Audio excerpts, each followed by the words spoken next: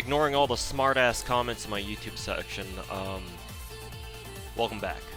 We're farming for stakes. Need like 21 more. All these fucking blue gem drops are gonna fucking be the end of me. Sooner or later.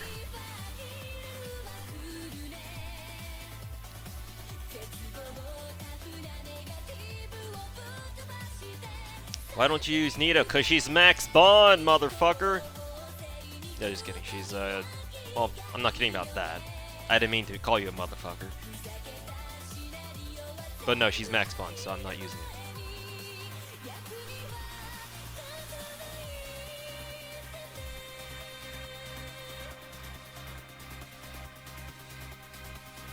Wait, Fujino needs stakes? 180 of them, yes! Just like a Reshiol. Yes, sir! You didn't know this? Now you do! But yes, I'm already finished with Valentine's. I kinda sped through that, because this week was, it was something. So I just wanted to get it over with as quickly as possible. I didn't want to fucking deal with the event, for longer than I had to. So I'm basically, I'm pretty much done with it. I said I would farm a little. I'll try farming a bit on stream, but I farmed it too fast. Kind of got through it a lot faster than I thought I would, which ended up working in my favor anyway.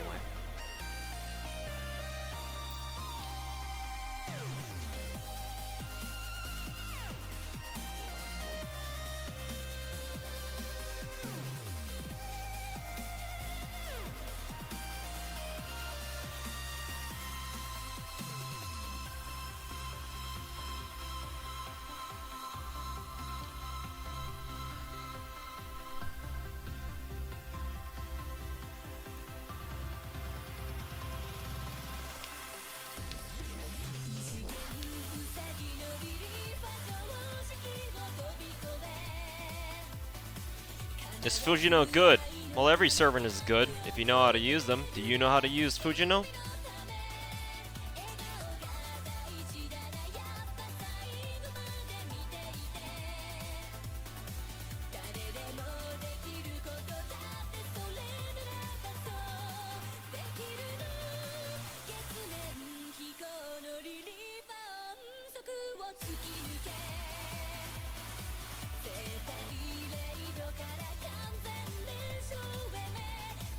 No, K&K should start immediately after Valentine's.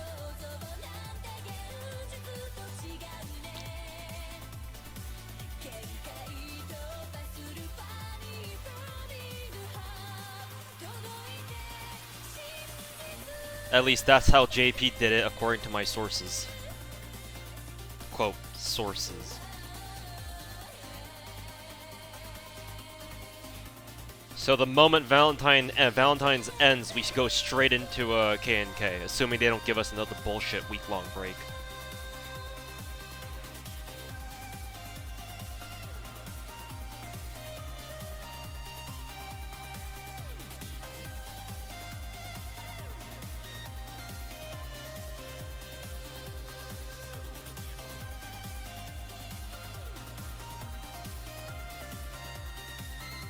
Marie Caster is a magical girl? Sure seems like it.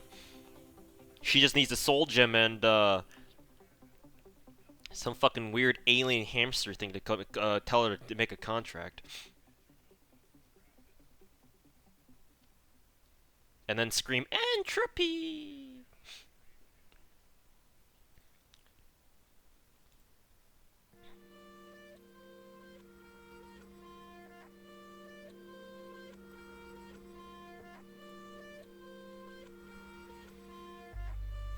How's your low-key Arknights account going? It's doing pretty poorly given that I don't have one.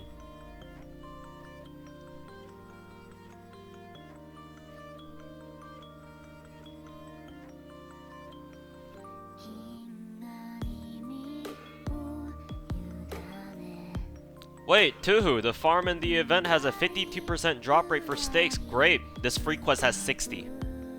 And I'm done with Valentine's. And honestly, I farmed a little bit of the Zerk node with this rotation. It didn't feel like 50%. It felt more like 20, somewhere between 20 to 30. I didn't get that many stakes from farming Zerk node. What little that I did farm. It didn't feel like 50%, to be honest.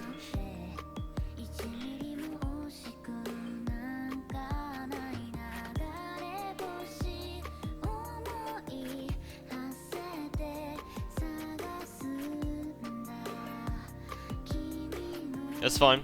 That's why I'm telling you now. But yeah, I'm already done with Valentine's.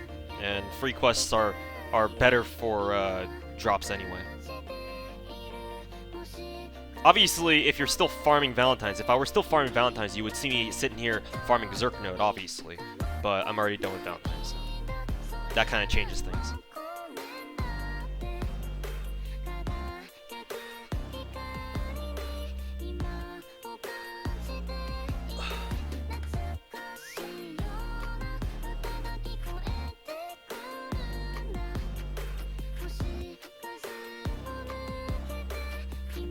I have golden apples now, thanks to all the Valentine's free quests and Da Vinci lottery and stuff like that. Not too interested in using golden apples at the moment. Usually whenever you see me using golden apples, if I have any at all, is during like major farming events where there's something worth farming. Lotteries and such.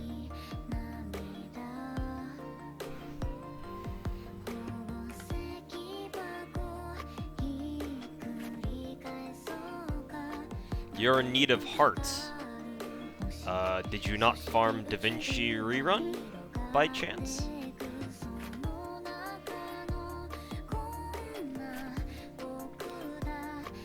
That bored of event farming already? Maestro, I'm gonna give you one more chance to answer correctly as to why I'm not farming Valentine's right now. What could be the only other possible reason why I wouldn't be farming a currently running event?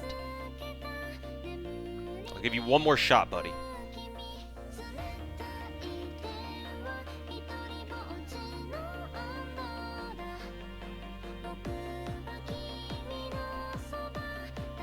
Why aren't you telling us the song names? Because I don't want to concentrate on trying to constantly spoon-feed chat.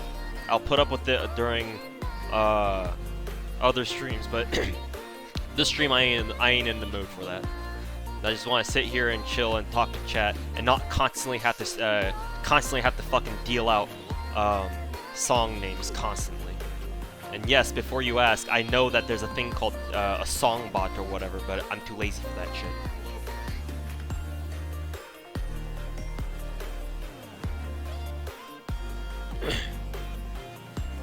Hey Magic Twin Tails, welcome back. Because the drop rates suck? Technically they don't. They technically should have pretty good drop rates in this current event. It's just that the free quest ones are still better. Is it worth to start leveling as many servants as you can to get their interlude quartz? I mean, if quartz is what you want and interludes is one of your last remaining sources of them, then sure, yeah, why not? You should be leveling your servants anyway, no matter what.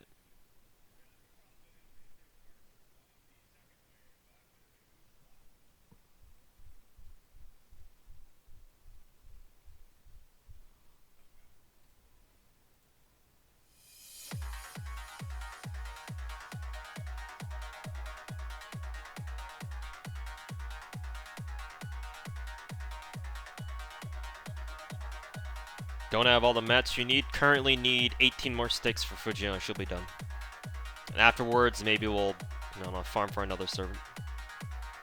Problem is that I can't farm too hard into the future because fucking Lost Belt mats, dude.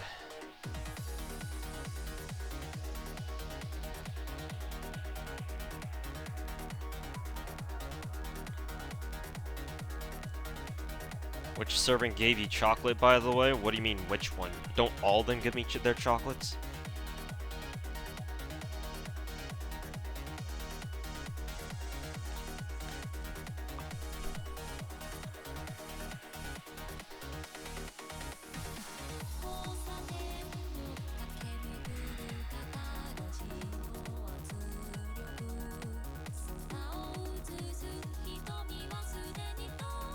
Relatively new to the game. Anytime we get those breaks, do we fall further behind JP? Not really, no. At least we shouldn't.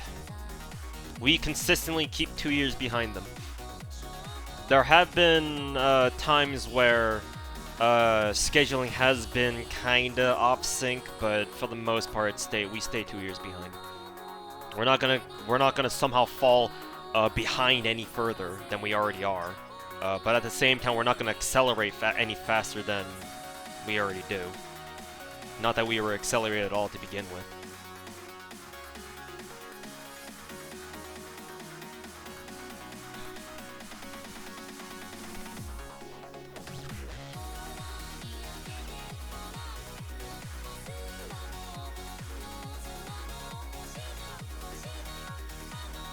We used to be accelerating, yeah, if you play the fucking Korean server.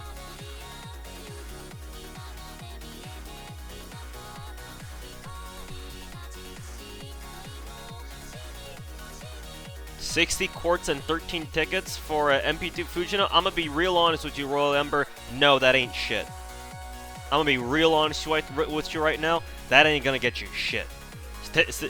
If you're only talking 60, like if people have come to my stream before asking me, oh hey, is like several hundred quartz enough? Which is you got a decent chance. But 60 and only 13 tickets? Yeah, you better fucking pray. Start praying, dude. You got a god, cause you better start praying to them for MP2 food. You know, maybe you'll get one. Maybe you might have a decent chance of getting one. I don't know. I don't know statistically what your odds are with only that much. But 2? Oh, good fucking luck, dude. Good fucking luck. Because you'll fucking need it. Not trying to be, like, mean or trying to put you down or anything, but just speaking from experience, 60 quartz ain't gonna get you shit.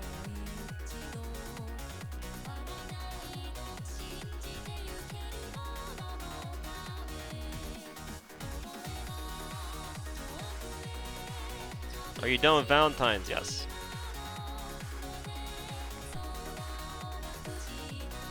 What if you're my god? You have your priorities wrong.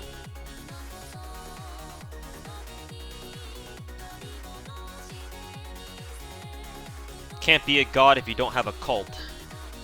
And I never asked for one.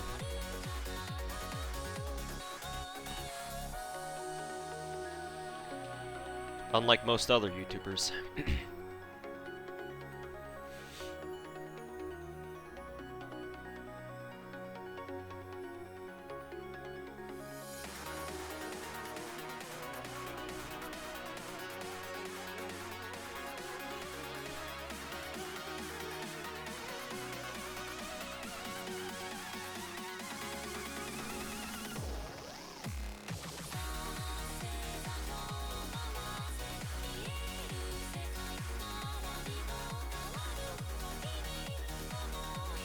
Is Penth good? I don't know. Fucking think about it, dude. She has a charisma and she has a party buster buff. When most servants in the game, if they even have a support skill at all, only have one of them. Penth has 2. And she's a berserker. Yes, she's good. She's really fucking good. Excuse me. If you did have a cult, would you use it for good, evil, or blah blah blah? No, I would fucking yeet them out the window. Get out of my house.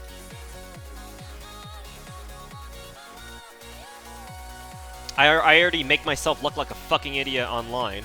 I don't need other people to go do that for me. You know what I'm saying?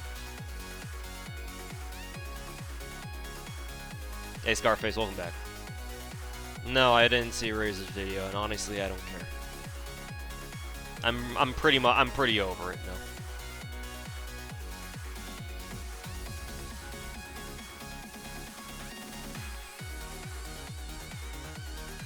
Any upcoming games this year that you're expecting? No. Do you see what I'm playing right now? You think this motherfucker cares about any other games other than the one he's playing right now?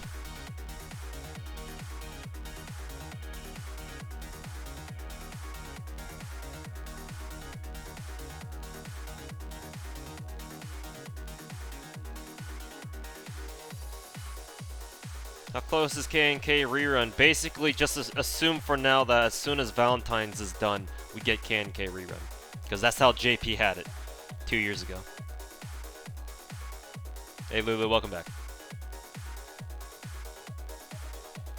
Slowly but surely grinding out the rest of these stakes. We just need 16 more now for Fujino's.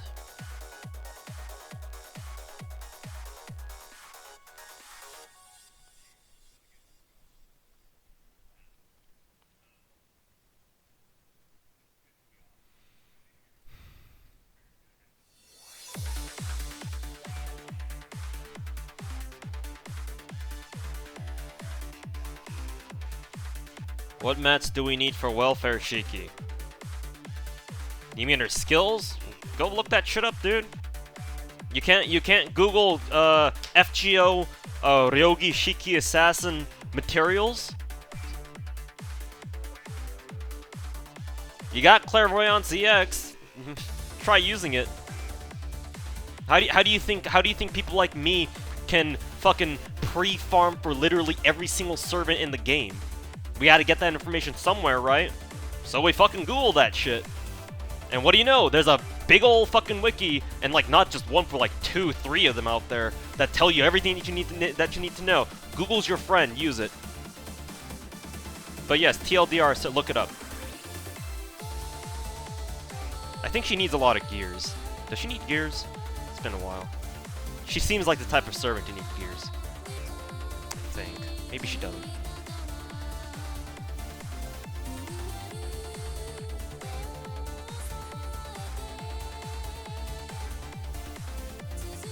Permission to post link. Sure, Scarface, go ahead.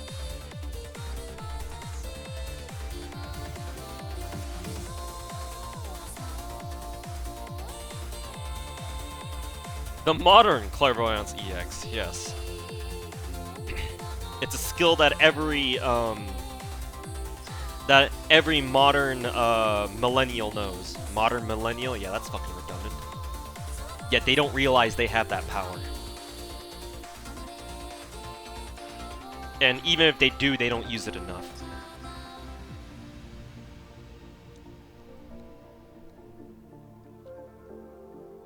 Google, the most ancient and arcane of texts. True. Actually true. Yeah, Julio, I'm done with the event. So I'm just sitting here, just farming stakes.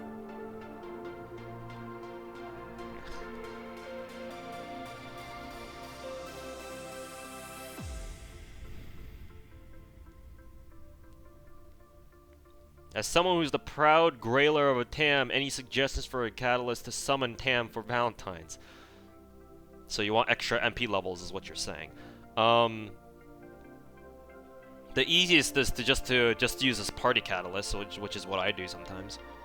Just fucking go to your 10th team slot and then just put up your grailed TAM as the party leader. And see if that does you any good.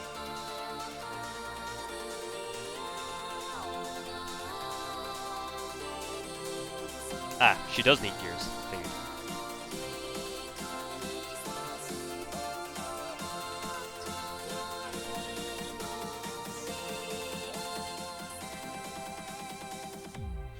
Recently got your Musashi to 80 and then you equipped your tails. Yo, is that good? I mean, if that's your best option, sure, it makes sense, right?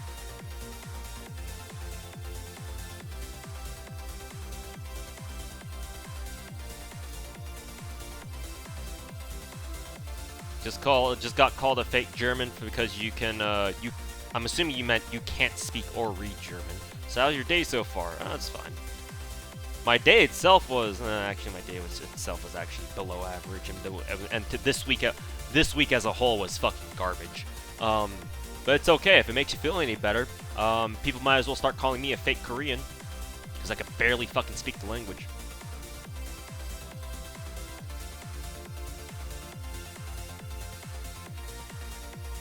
Have you tried floofing the tail? Yes, very important. Actually important. When is Assassin Node coming back? Does it even come back? I don't think it does it? Because the event is rotation based. Pretty sure that shit ain't coming back. Unless they bring back like another assassin node, but I don't think they're going to bring back the exact same one.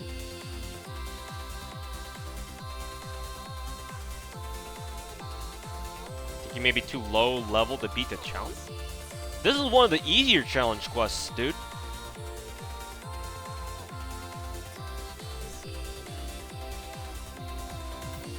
Yeah, it doesn't come back, right? Yeah, I figured. That's usually how events work when they have like rotations like that.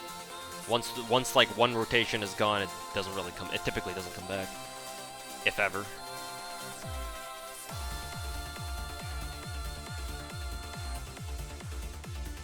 Started about a month ago.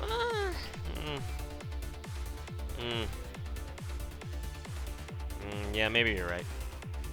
1 month is just not enough time.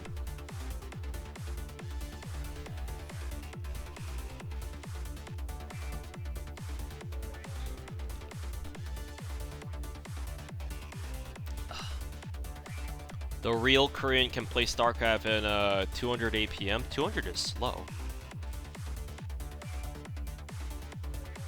Average for Korean professional players is like anywhere from 300 to 400. The faster ones play at like 500, 600, I think.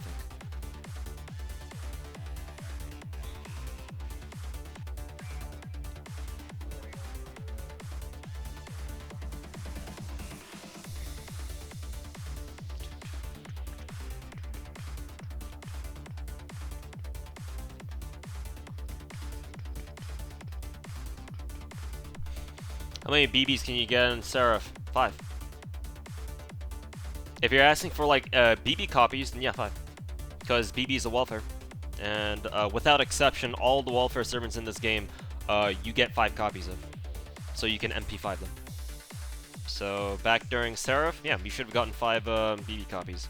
If you were playing it back then. Maybe you weren't. Or maybe you didn't. Hey Ragnar, welcome back, man.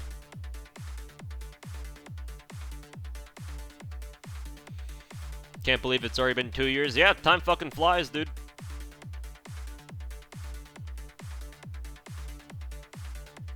Started from the bottom, now we're here. Those kinds of vibes. What do you think about a friend point roll trick to get guaranteed 5-star? Well, nothing is guaranteed. So that's just a ritual, which is superstition. If it gets you something good, then great. If not, then, you know, whatever. Do what you want to do. Believe in what you want to believe. I don't give a shit. Like, hey, I'm not gonna knock on people who do like rituals to get to pull 5-stars because I kind of do it myself.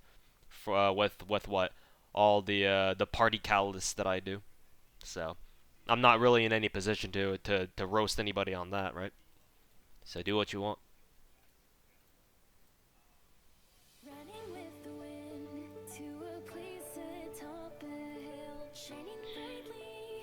200 effective APM is final? Yeah. Yeah.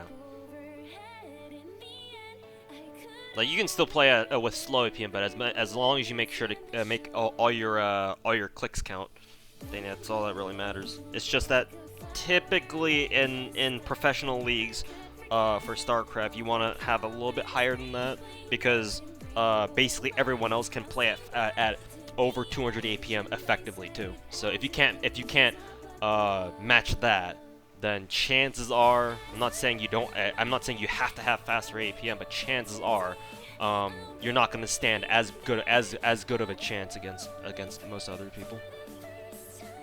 How long until Fujino is released? Like maybe 10 days? 10 or 11 days? She's basically right around the corner, or at least she should be. Is that Harada? Yes. It's the Harada meme. Does FGO have any quartz sales? Ha! Good joke, dude! No, there's no such thing as quartz sales. Quartz sales is as real as K-scope rate-ups. And I know a lot of you felt that. No, the only sales you can get on Saint Quartz is by going out and buying, like, discounted gift cards or something. Gift cards or gift codes.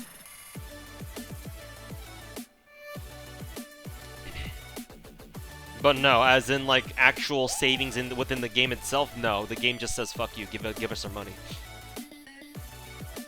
How do you make CE bombs? 2-star CEs. Get 5. Make 2 CE bombs with 2-star CEs. Level them up.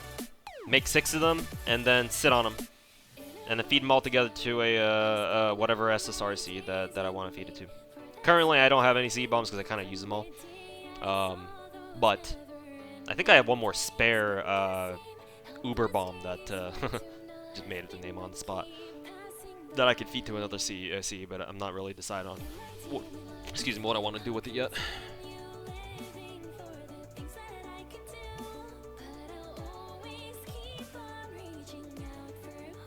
Is Fujino good? I mean, every servant is good if you find a use for them. Fujino is no exception.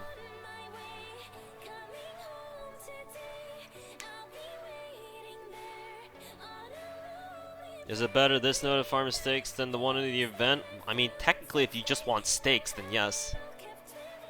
Remember, free quests have 60%, or just about. And somebody told me the event was like 50. Honestly, I said this before, but I'll repeat myself. I'll repeat myself here. The event Zerk node didn't feel like it had 50%. Like it just didn't. Like to me, it felt more like fucking 20 to 30%. It wasn't that great.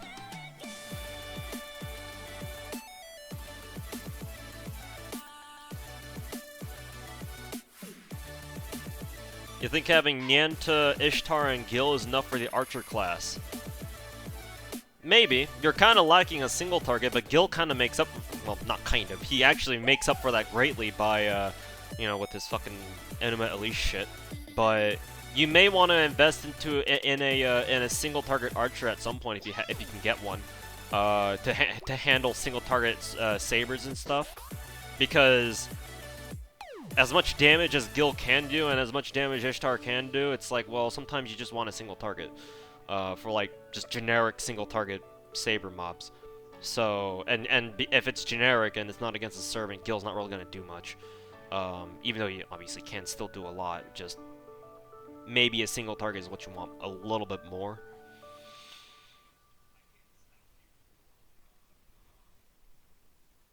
I would suggest you look for a single target, but if you're confident, if you don't want to, or you're confident that Gil can just wreck everybody, or your Ishtar can just wreck everybody, then fair enough, do what you want. You don't need to get another Archer besides that.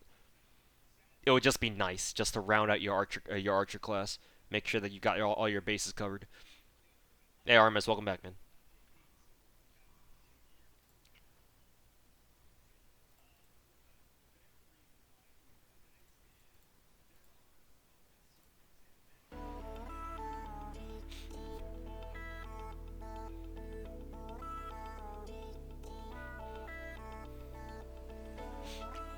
So, can you get Bonsi and Bond... What was that question? I'm assuming Bond reward...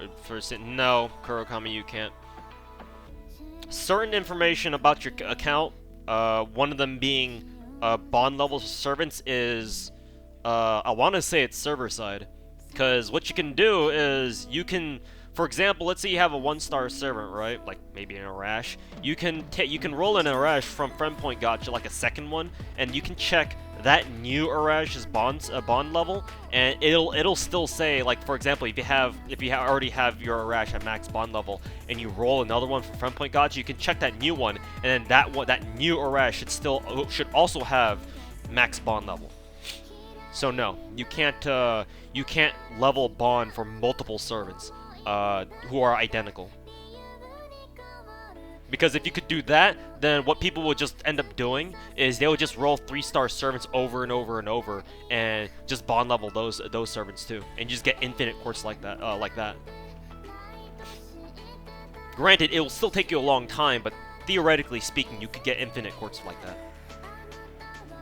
So DW doesn't want you doing that.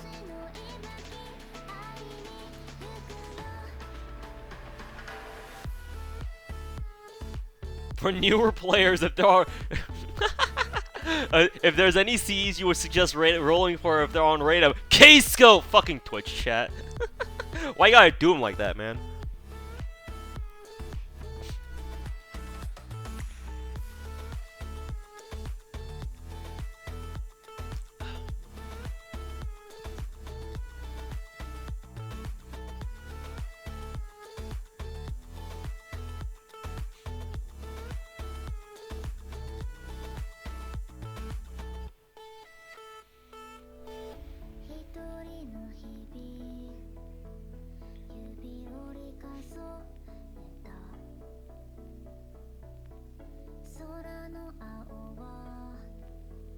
What are we farming for today? Steaks, as you can tell by the note that I'm at.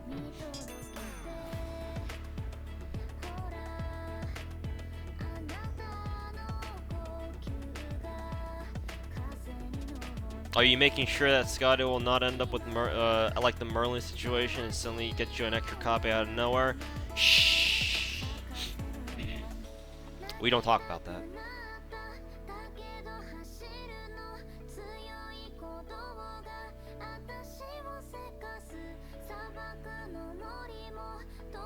DW did us dirty. They should have made, i.e., 80% limit break. Then there would be no point in having individual scopes.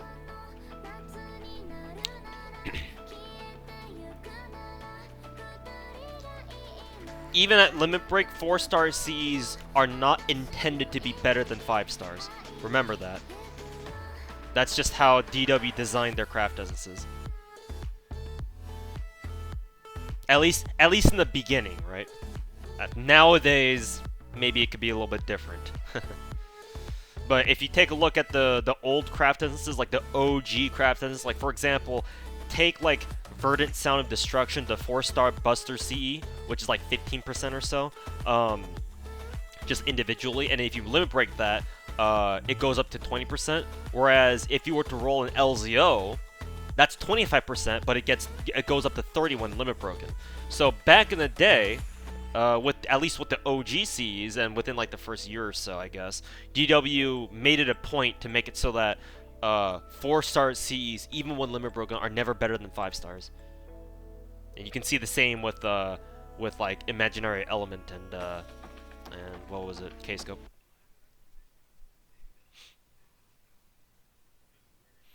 No, Rye, that is not true. I've been told it's 50% for the event nodes. Here in this free quest is 60. At least I'm pretty sure. Either way, I did farm a little bit of Zerk node, and it did not feel like 50% to me. Felt more like 20 to 30% if I'm going to be honest.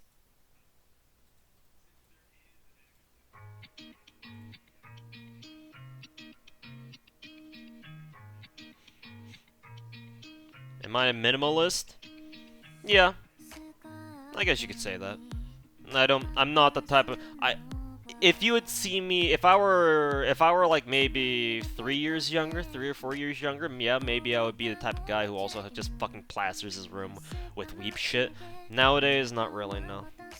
Honestly, even if I never wailed on FGO, I probably wouldn't go out of my way to like, you know, stock my room with all sorts of weep shit. I'm just not into that. Like, the most I'll ever buy is like clothes. Like I don't mind buying and wearing weep fucking shirts or jackets or whatever, because that's super convenient. Because it's like, well, they're my clothes, right? I just fucking put them on, throw them on, and then you know, just walk around in them. I don't really have to do much. You know, toss them in the laundry if they get dirty. But as for like actual merchandise, not really. No, I don't really care. At least not anymore these days. It's what happens when you grow older. You lose your enthusiasm and your optimism, and it's all downhill from there.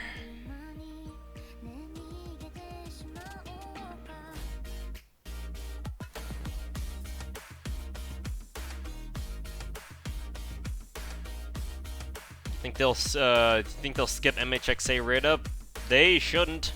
If they do, the server's gonna be fucking pissed. Because she is supposed to come back.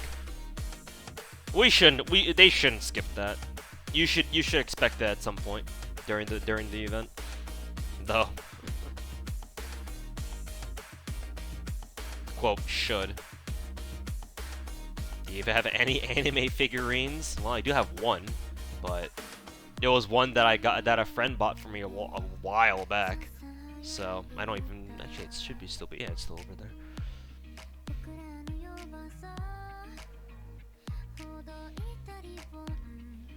How many more steaks do I need? 14.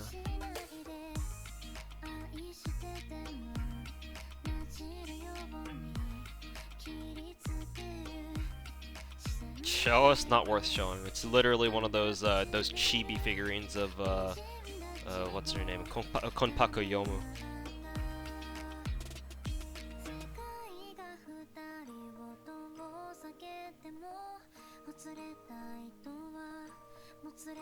Is Asterios runnable for an arts team or better for a buster team?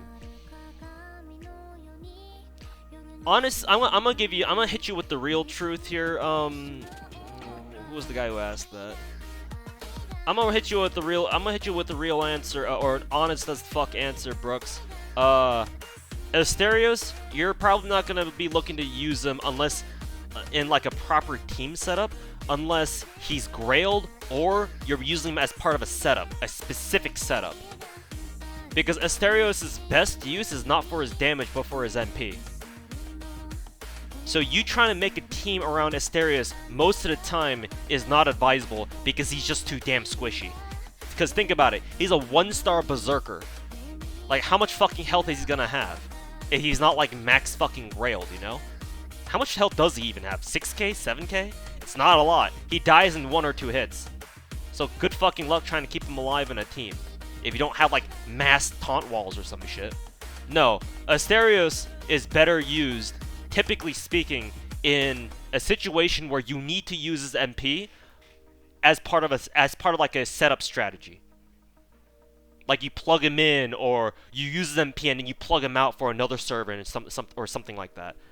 That's Asterios' best use, cause he's not really, you can't expect him to do a lot of damage unless he's like max grailed, so he has a little bit more health to work with, or like I said, you have like fucking mass taunt walls, or you just have balls that are bigger than your fucking tablet. Because you're a fucking FGO free-to-play Chad, which is not most of you.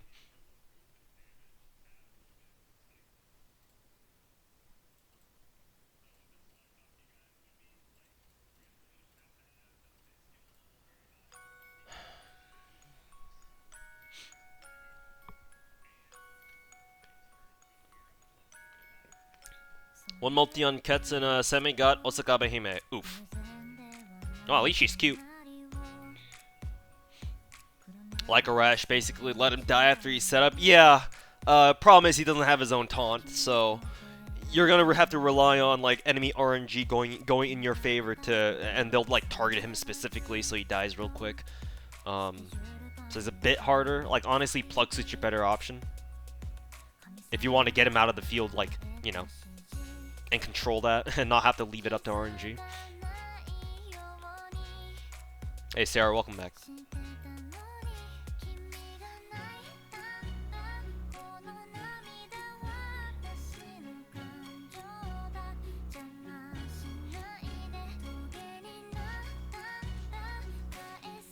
Free to play, but you haven't really used the stairs much, despite how much you love him.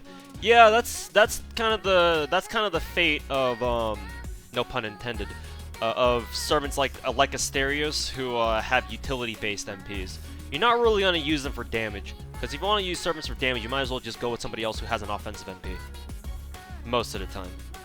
Like I said, Asterios is mainly setup-based, which obviously implies that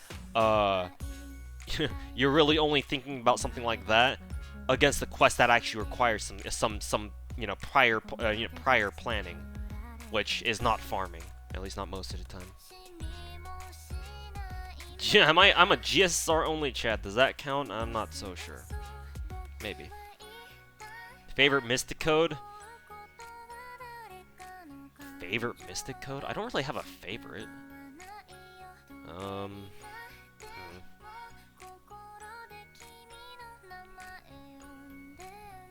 Like I'd have to know what you're talking about. Are you asking me that in terms of like aesthetics, like how good they look, or like how good they are mechanically?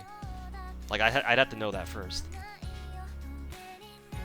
Yes, Alma, farming stakes for Fujino. When does she drop? Like 10 days probably.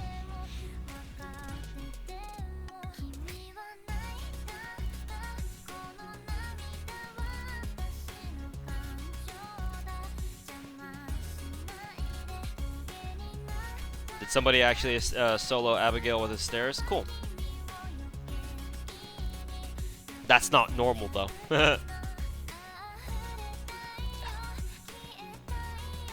What is this Memories of a Lunar Sea Mystic Code, and how do I get it? That Mystic Code, I don't know how it was for JP, but for NA, it came out year 1. Literally a month into the game, as part of the Fate... Excuse me, as part of the Fate Extella Umbral Star. Umbral Star? Yeah, that's what it's called. Release on Nintendo Switch. They also dropped us the Lunar Mare CE, or not CE, Mystic Code early. So, literally, if you weren't playing month 1 of when the game came out, you don't have it. They've never put it back into a Rare Mana Prism shop since. For reasons that... God, I don't fucking know. Let's just say because DWs are fucking dumb. I think nobody's gonna have an objection to that. But no, that's when they got it. Or that's when we got it. So, yeah, guess what? If you weren't a month 1 player, haha, get fucked. Did I not use a skill somewhere? Not that it matters.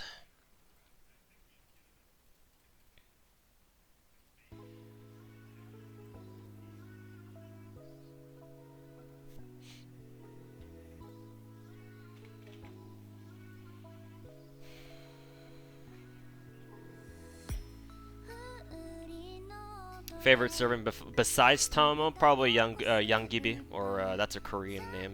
Young Yuhan.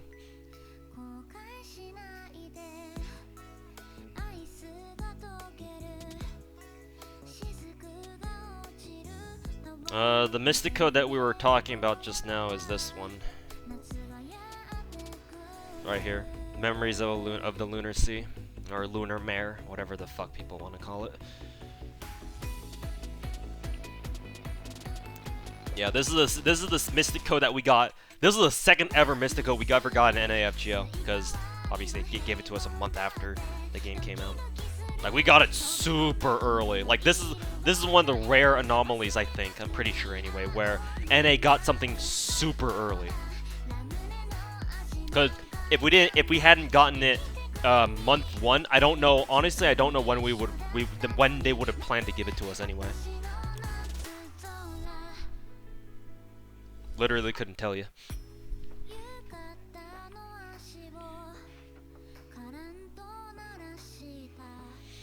Yeah, I'm already done with Valentine's, which is why I'm not farming it. That being said, I need to switch back to an anti-blind because I'm kind of using it at the moment.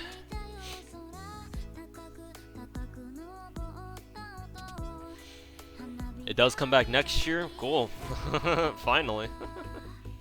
Hopefully sooner rather than later.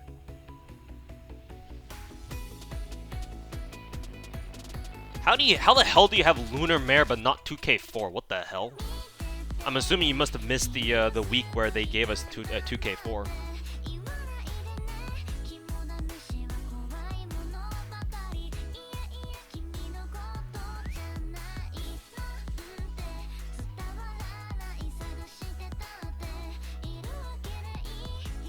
Minor flex? I mean, if you really think about it, that's actually a pretty big fucking flex.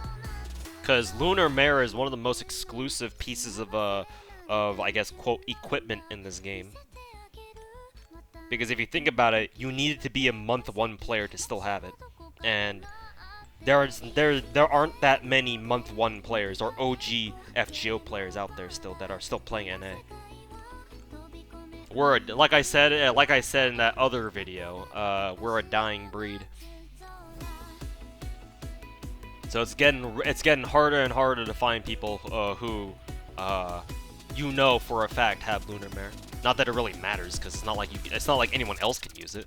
But I guess if you just wanted to know like FGO trivia. And be like, hey, and you run into somebody on Discord, be like, hey, do you know anyone who has Lunar Mare, that one Lunar Mare Mystic Code? You can be like, oh yeah, that 2 guy has one, or that 2 guy has it.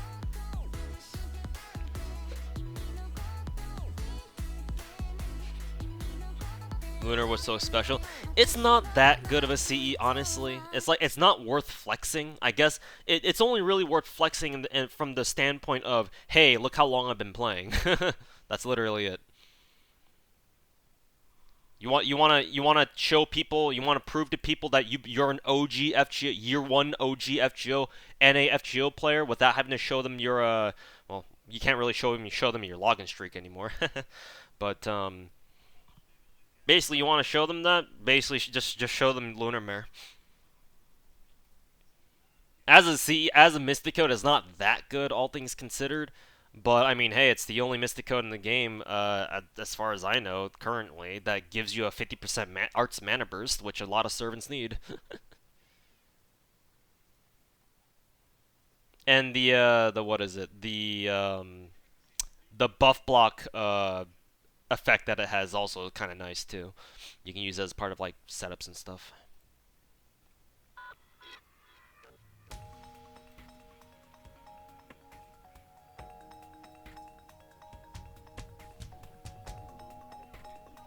Nice login streak, KEKW. Yeah, we know it comes back, Skill Pro. We know. It's just a question of like exactly when.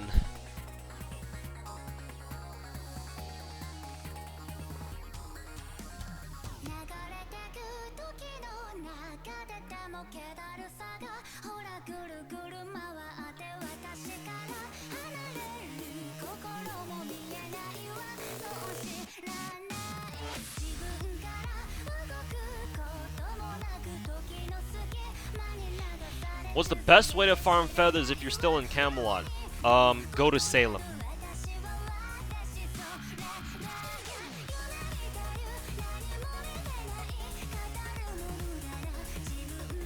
How do you think Arctic Uniform stacks up against based Mystic Code? I actually do not know what the based or the Lost Belt 1 Mystic Code does, so let me look that up real quick.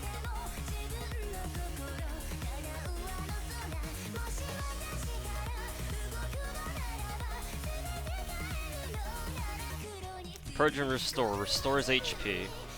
Removes defensive debuffs. Okay. 40% attack buff, 20% MP damage buff. That's pretty fucking good. One attack, evade 3 turns.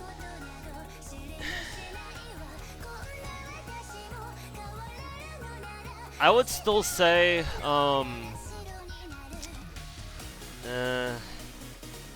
in actually serious situations, I would say Mist default is better, just because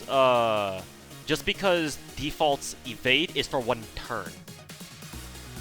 Like if you're trying to solo, or you're in a really critical situation where like one of your servants is about to die unless you do something, like you know there's a big chance one of your servants is about to die and you can't afford to let them die, default is better. But because it's default's Mystic Code is or default's evade is for 1 whole turn. So in case that servant that you need to keep alive gets hit multiple times, they're not gonna die. Of course, unless of course the enemy has the Pierce evade, but let's assume they don't have that. The heal is the same, but Arctic's is removes defensive debuffs, which is actually really nice.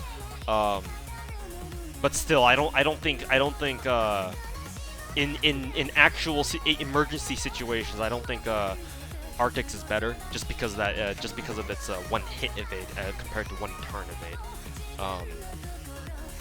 Yeah, 1 turn evade is really good. What the evade, unless your name is Ku, or unless you have a skill called Protection from Arrows, per hit evades are not that good. Like especially only like ones that only protect you for 1 hit. Those fucking blow. Like at least 2. Like at least be Tota and have like or Tota or Ku Alter and have like 2 hit evade at the very least. But 1 hit, that's kind of whack. If you're not in those kinds of situations, then I would say Arctic's is better, obviously.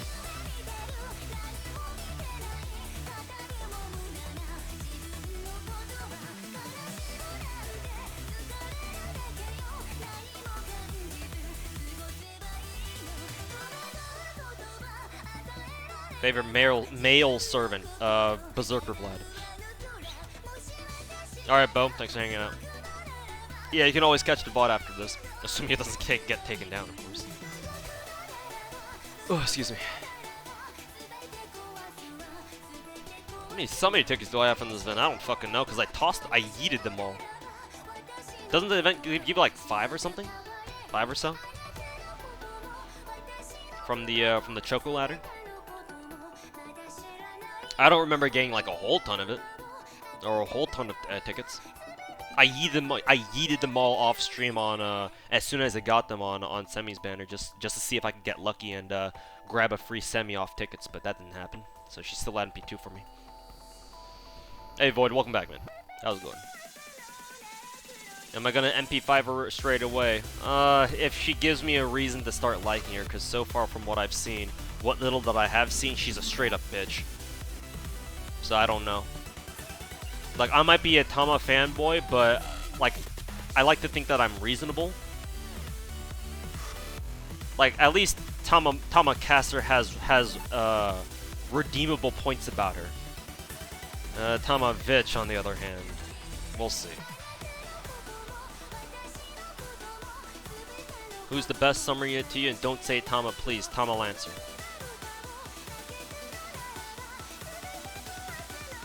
You're not gonna farm the chocolates. What if I told you I already completed the event?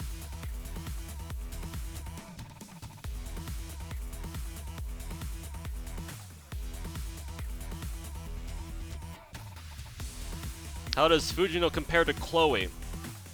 Who has a 50% battery?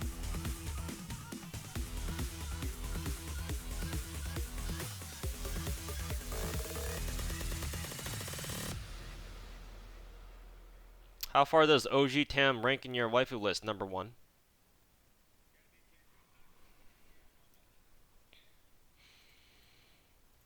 Tamakasa gets a better shake in FGO than Extella. Oh yeah, definitely, I'm pretty sure. From what little that I do know of Extra and Extella, Tam in FGO is much more nicely portrayed. Because in Extella, I'm pretty sure she just comes up as a straight up bitch. Like, she is not nice in Extella. But in FGO, she's a lot more tolerable.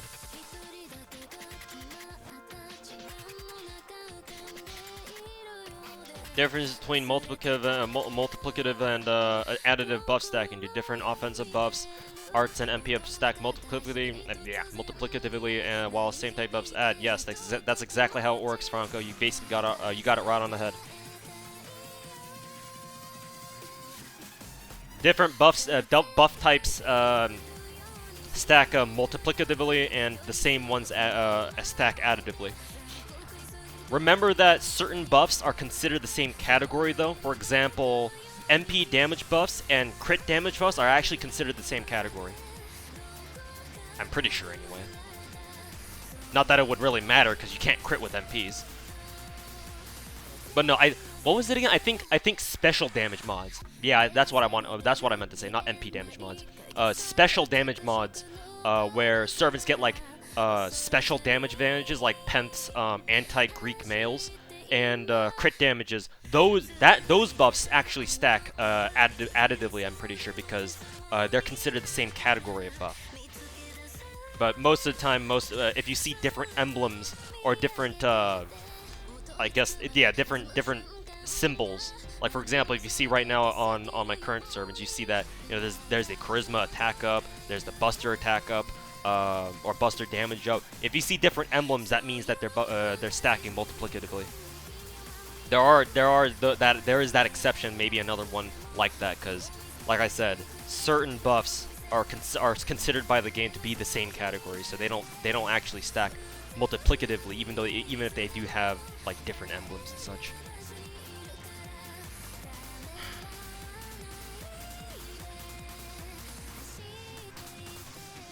One moment, please. I'll be right back.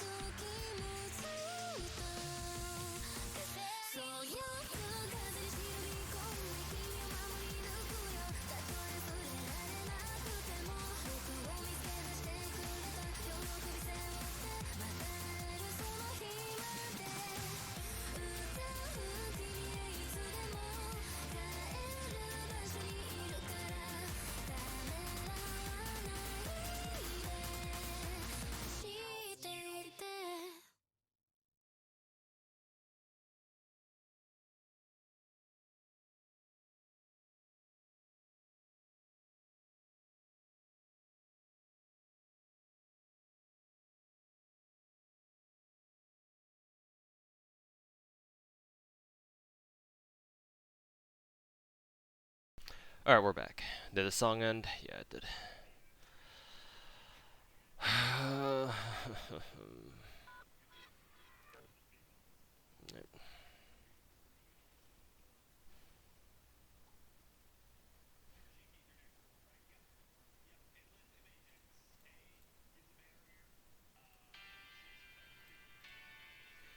Okay.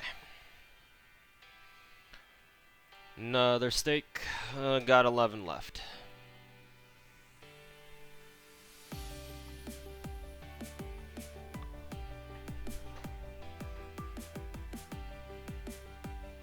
Which is better, regular defense, but a debuff for Lancelots?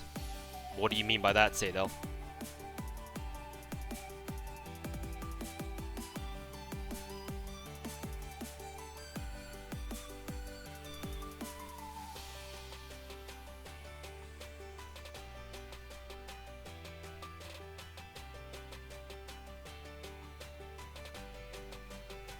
How does, oh, he means that way. How does, waivers plus 500 and Lancelots minus 1000 defense work? As it sounds like, just straight up adds 500 damage to your attacks. I'm fairly certain those types of buffs add 500 per hit, which is another reason why multi-hit attacks or multi-hit phase cards are so good. Like, typically speaking, the higher hit counts your servants have per face card, the better it is. And I'm pretty sure that's one of the reasons. Because if they get a buff where, oh, they just do flat extra 500 damage or so, then all their hits get plus 500. Is it flat? Is it actually flat and then distributed? Okay, never mind then. Because I figured it was per hit. Because I don't think anybody can dispute that having more hits per face card is a lot better than just having one or two. But I guess it's not that way. Yeah, it's just a flat increase, huh?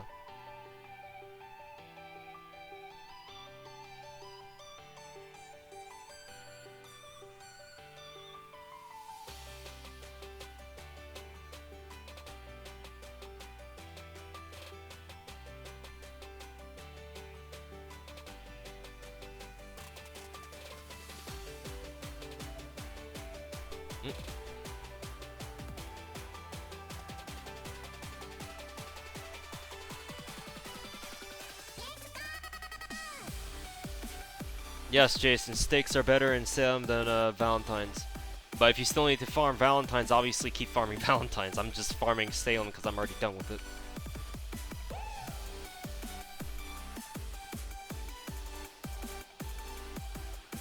Regular MP defense, regular defense buff, Sadel. Typically. Really the only circumstance where Saber Lancelot's defense debuff skill, where he forces them to take 1,000 extra damage per hit, or per attack rather, because it's not per hit now. Now that Kong has explained it, the only way that would be better is if like you're going up against an enemy that has like hella defense stacks. and then your damage gets reduced to the point where you're not doing more than 1,000 damage per attack, or per face card. So that's when I would imagine Lancelot's defense or damage taken debuff, as I think is what it's called, would be better in that case.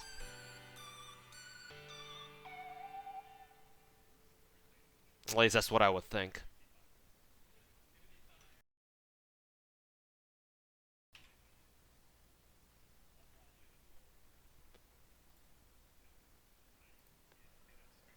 I wonder what's this song.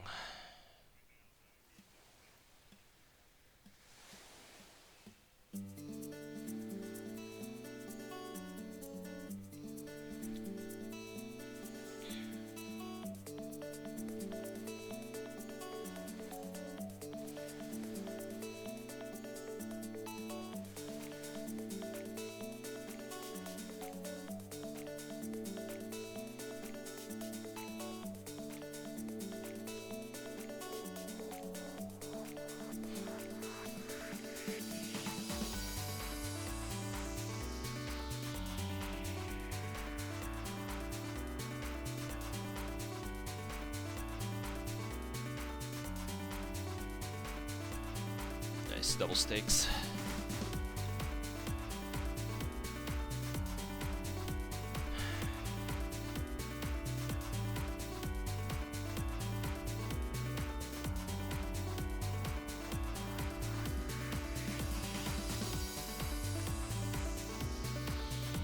Fujino, from a gameplay perspective, oh god.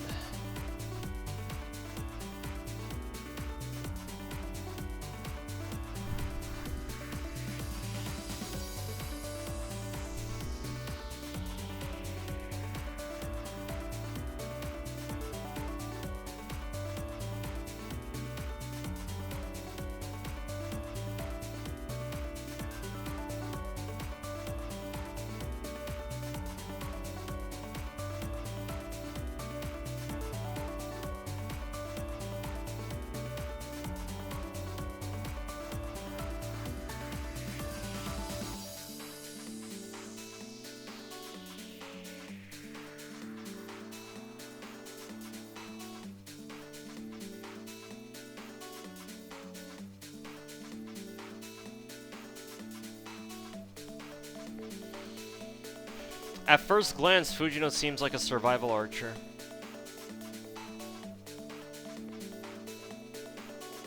Now, how good she's actually at that, I'd have to ask around, because I don't play JP, so I wouldn't know.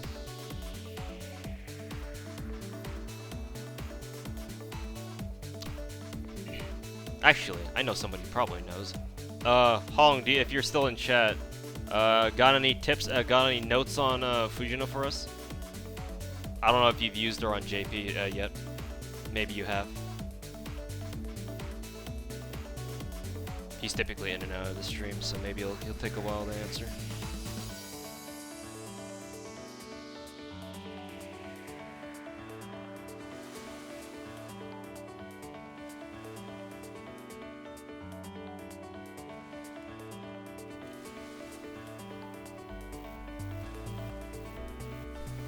Okay, Hung. I'll probably ask SOA then. He probably knows, actually. You gonna stream Fujino rolling? Oh, that's the plan. We'll see if I do that, though.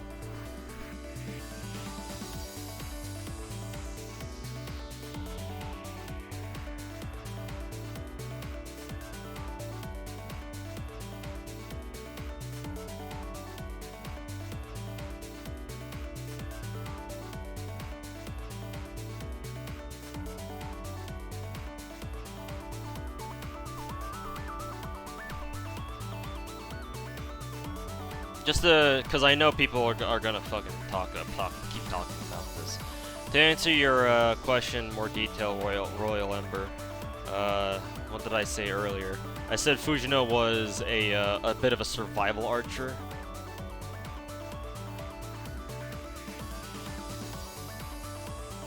Because she does have guts for 3 turns, and she does have a skill that reduces her damage taken.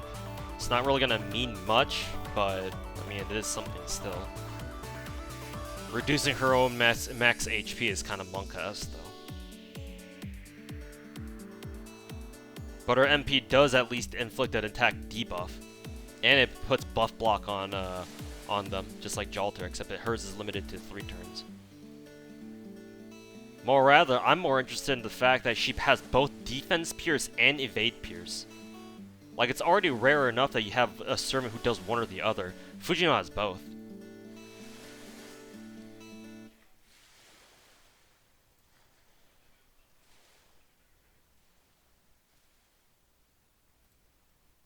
Plus her second skill gives her stars, and then her first skill, on top of giving her buster damage and defense pierce, it also increases her MP damage.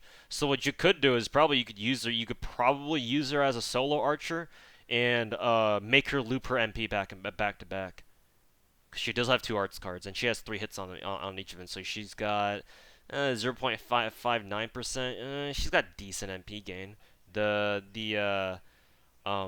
Her MP generation rate buff is probably going to be useful for that. That and she generates what 15 stars with her second skill at max. That, and if she does like an extra chain, that's what. Well, she has a 5-hit extra, so that's pretty good. So yeah, I guess the game plan with her is use her as a solo archer and then make her try to loop her MP back to back. And if anybody's got if her target has like defense or evade, then she just pops either. She just pops either skill, and then she just goes to town. Though I know that some people that I know probably have a more well-informed opinion about her, and they probably know what she can do better than me.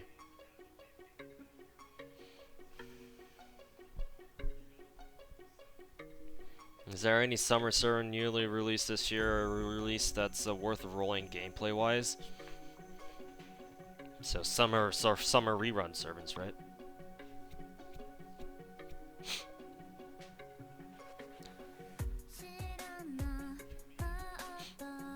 Ah, God, excuse me.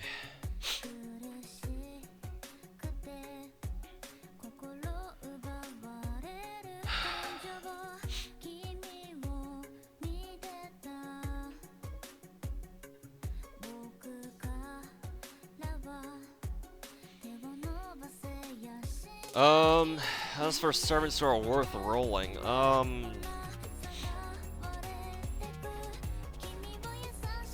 technically all the servants do, summer servants do come back this year. Year 1, Year 2, and Year 3. Believe it or not.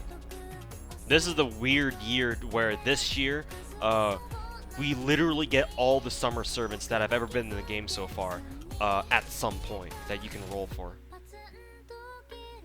Strangely enough.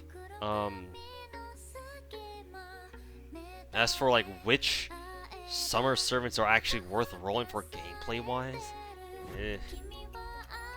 like Squirtle obviously has to be up there, right? Because fucking arts memes and shit. Like Squirtle's probably the most gameplay meta from year 1. Year 2?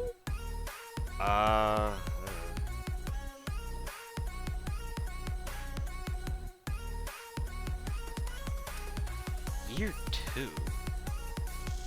Honestly, it might have to go to Raikou Lancer. No? Oh yeah, Surfdrift. Actually, yeah, scratch that. Year 1, Surfdrift and Squirtle. So, basically dad and daughter. Or dad and son, technically. Yeah, those two, actually. Because I've been told that Surfdrift still has a use in current content JP. Amazingly enough. So maybe going for a few copies of her might not be a bad idea. Hopefully, anyway. Year 2, I might honestly be Raikou Lancer. Because it's like, well, the 5 stars, like, yeah, they're cool, but they're not like exactly meta, are they? Like, Malter is not, like, you can do some shenanigans with her, but she's not like meta, you know? Honestly, it might be Raikou Lancer, who's like the most worth it gameplay-wise. Single target Lance, I mean, it's not that we don't have enough single target Lancers, but come on, she's got a targetable buster buff that has a debuff removal on that fucking shit. That and an MP generates straight up generates 20 stars at overcharge 1.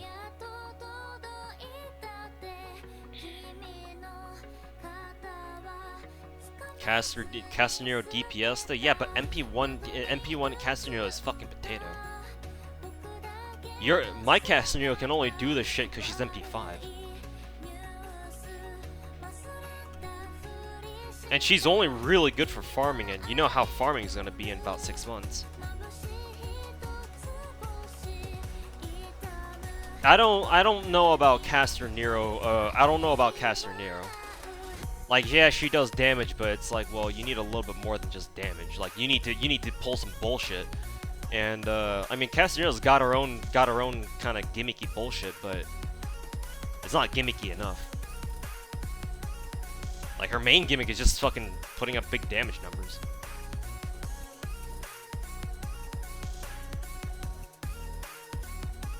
Like, Nero's best forte, Caster Nero's best forte is just farming, straight up farming.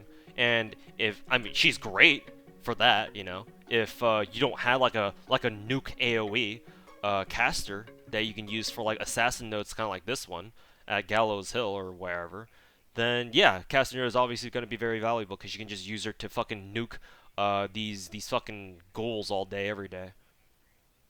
And so obviously she'll be of great help to you, but it's like, well, if you want to talk about like farming meta, like fucking isn't like one of the caster farming metas right now like fucking double Tam Anastasia or some shit? At least when once Tam gets her whatchamacallit, her MP damage buff. And about Summerjohn, Summerjohn is in the is in the same boat as Caster Nero. No pun intended, I swear. Because they're both really good at farming. I've been told that Summerjohn is actually one of the loopers for Guildfest, but she needs to be at a very high MP level, which again kind of, you know.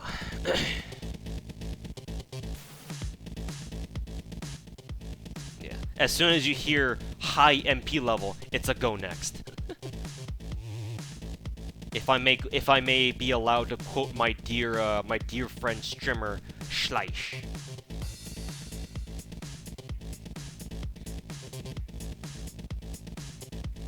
Even at MP5 she's weak. I wouldn't doubt that. Wouldn't doubt that, honestly. Better than MP1 though, at least. Tama Caster has MP damage buff. Her first skill gets buffed next year, yes.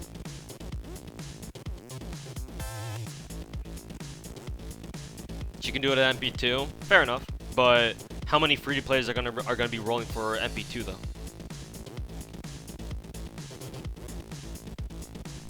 I mean, obviously it's a lot better than MP5, but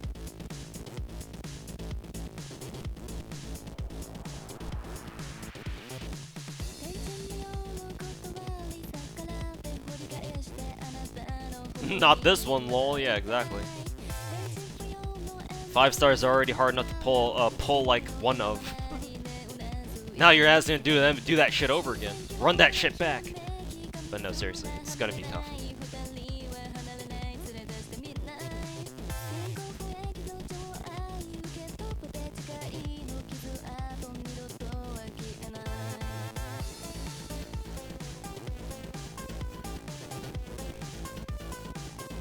When's that gonna happen? When's what gonna happen?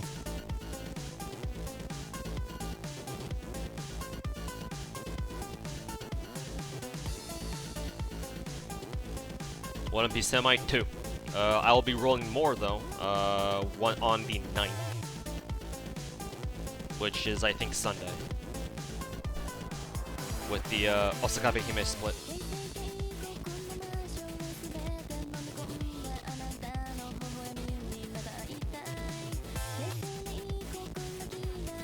Yeah, exactly, bastard. No one's gonna have any Sank ports left over for summer once Scotty hits. Hey Vaughn, welcome back. Rolled Tama Caster recently. Any tips on how to use her effectively? Yes. Max level her ass. max skill harass, give her a Prisma Cosmos, and then put her with an Arts DPS.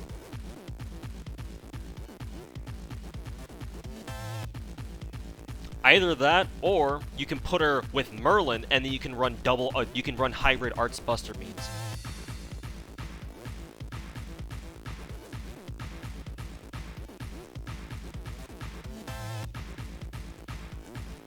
Whereas intern Kun, he's taking a break.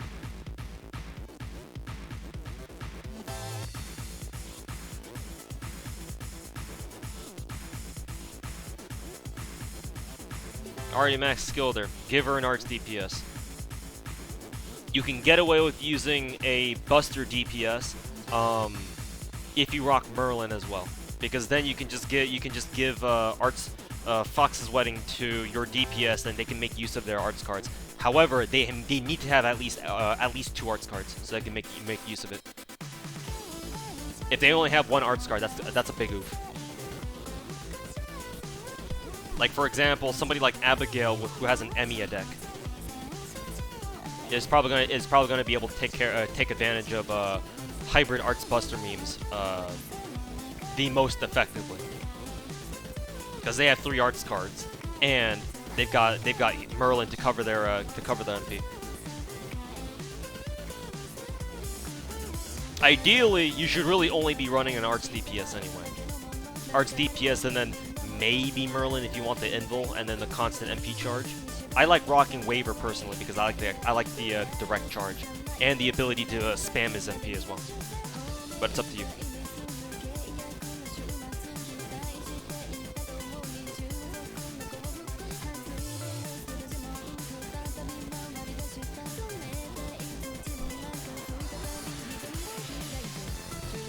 Steak farming better in Valentine's or Salem? Salem. And no, I didn't say that last time, Morse. You heard wrong. The steak drop rate is better here, for sure.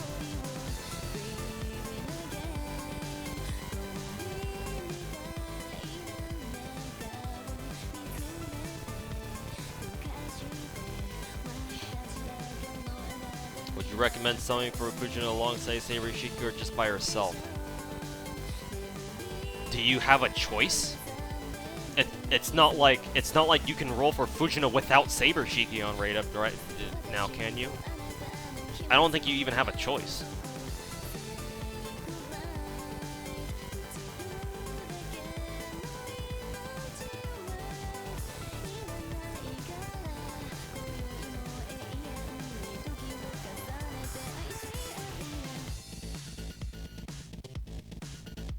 Try to get Parvati to MP2 if you can.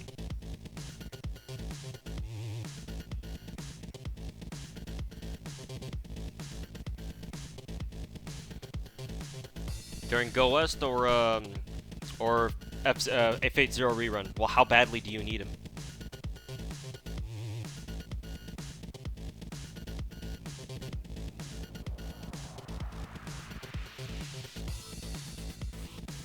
How long did Valentine's take you? Like a couple days. It wasn't that bad.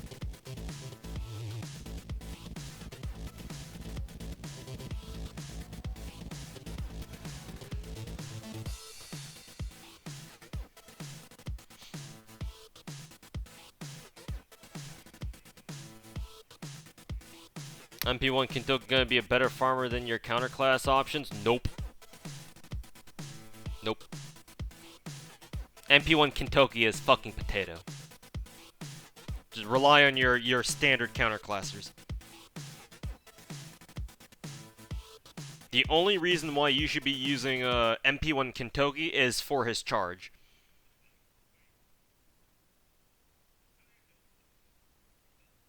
Literally the only reason.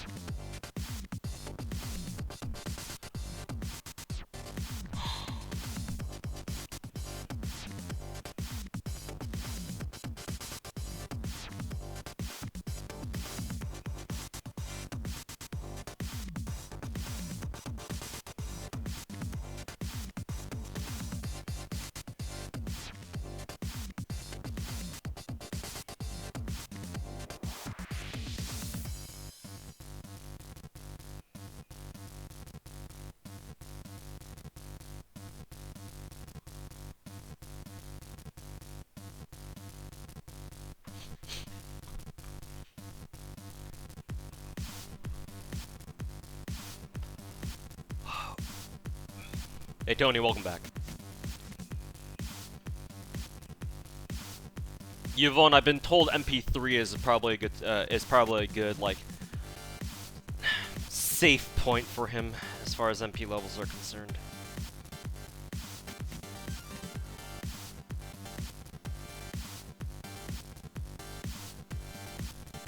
Fujino needs steaks? Yes, 180 of them. Is MP2? I've heard that too, but I've heard more people tell me MP3.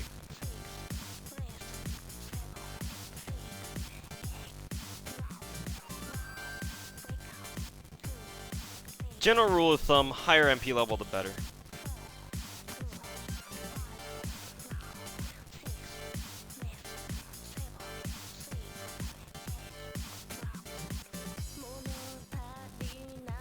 Hey, just welcome back, man. I'm hanging in there.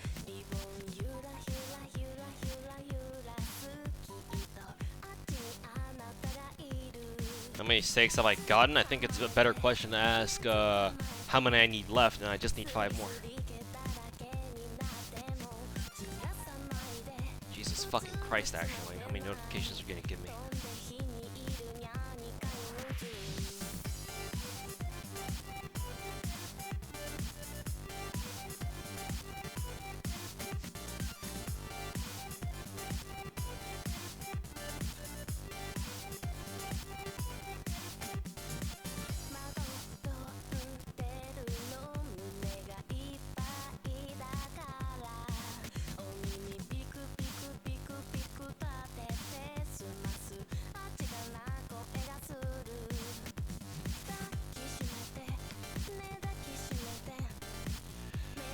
Alright, now just 4 more.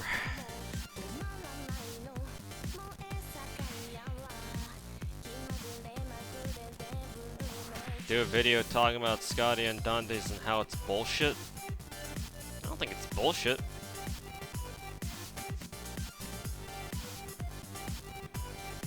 Dante's farming does still have some credibility. And I'm not even gonna make a video like that because I haven't done that shit myself.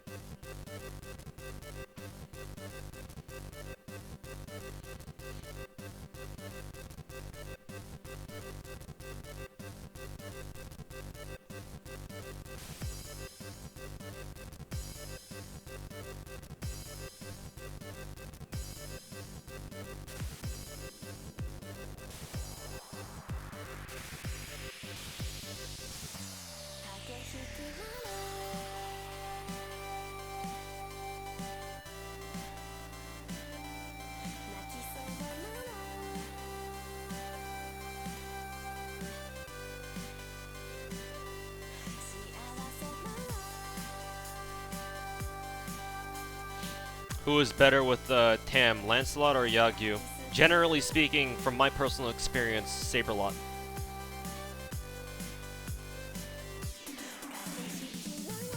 With Tomo, Saberlot is probably better. That, and I've actually used Saberlot in a Tam team, and I haven't done so yet with Yagyu. The reason why I think that is because Saberlot has his own charge. That's huge, because that means that Saberlot is not as reliant on waiver to get his charge, because he has his own. He has his own 30%. So that means that you're free to use Waiver's charge on either himself or Tomo, depending on the situation.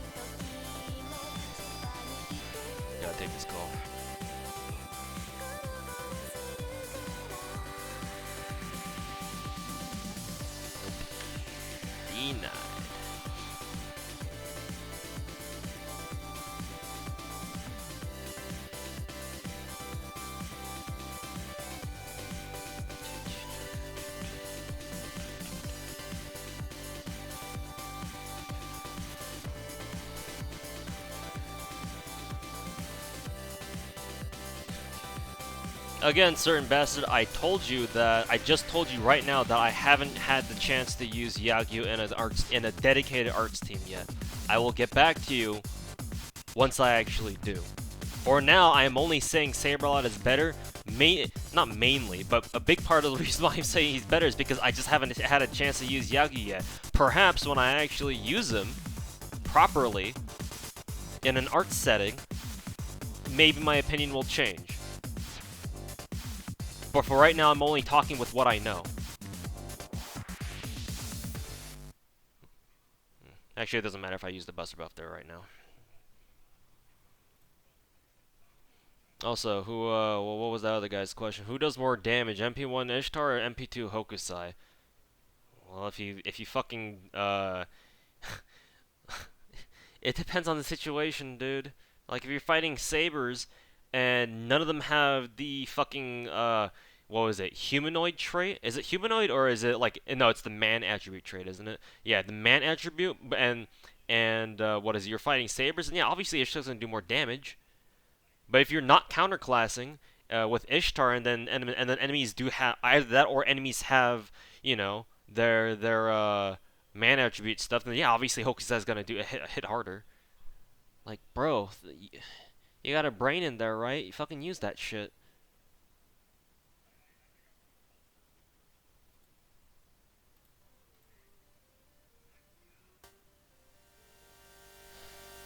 Fujino is like this week? No, she's like next week or next week.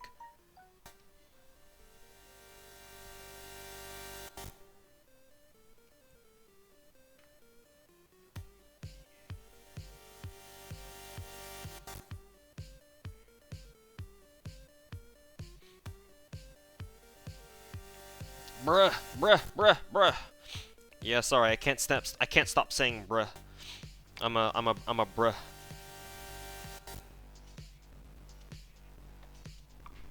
I am one of those people who spams bruh.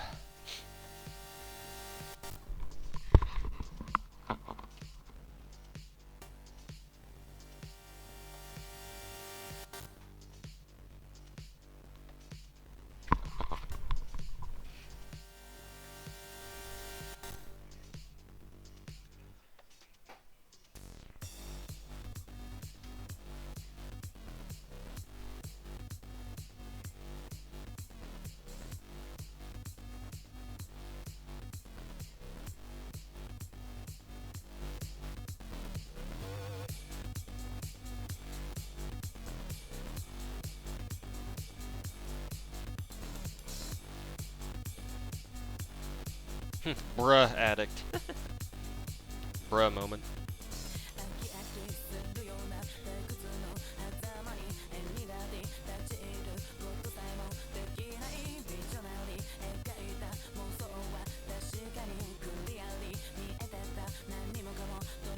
Hey Maru, welcome to the stream. Oh, excuse me. One more steak. How many more steaks we got? 3 more.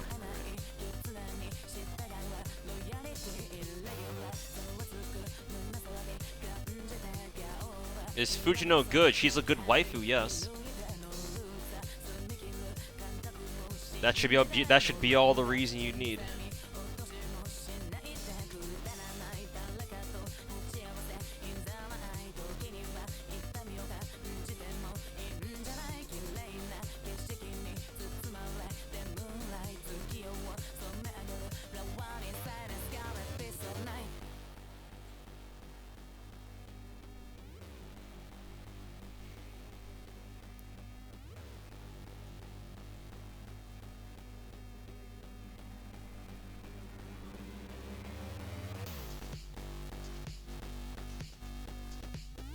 Hey Akiza, welcome to the stream. I've been seeing that emote all over Twitch and like all sorts of random streams. That's a really cute emote.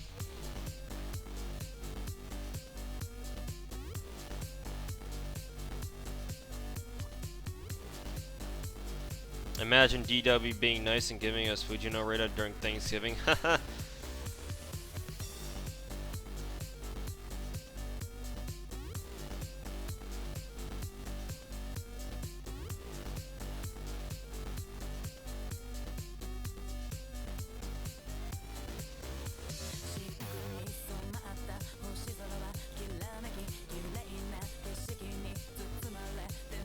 Oh, okay, it's part of a bits cheering event. I see.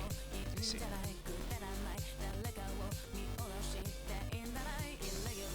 Either way, adorable emotes. Bits and subs.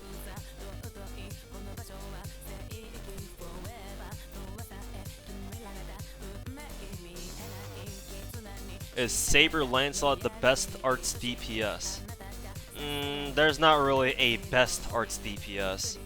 At least not that I know of right now.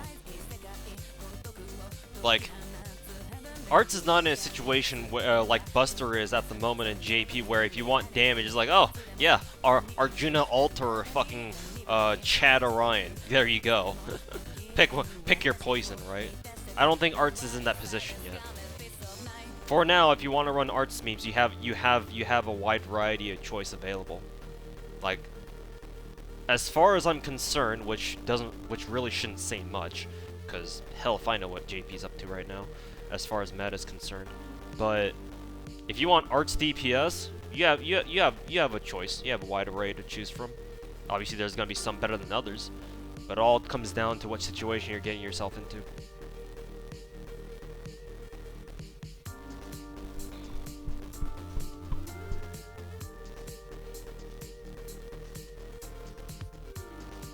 I think you meant to tag me, Grand Order Gaming, and not Sadel.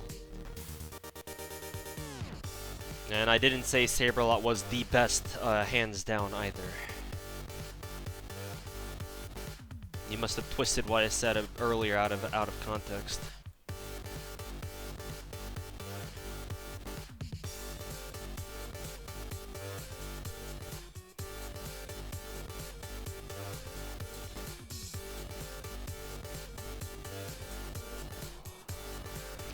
Nope, self-tips. This current node at Salem has 60% stake drop rate compared to Valentine's. Why do people keep asking me that?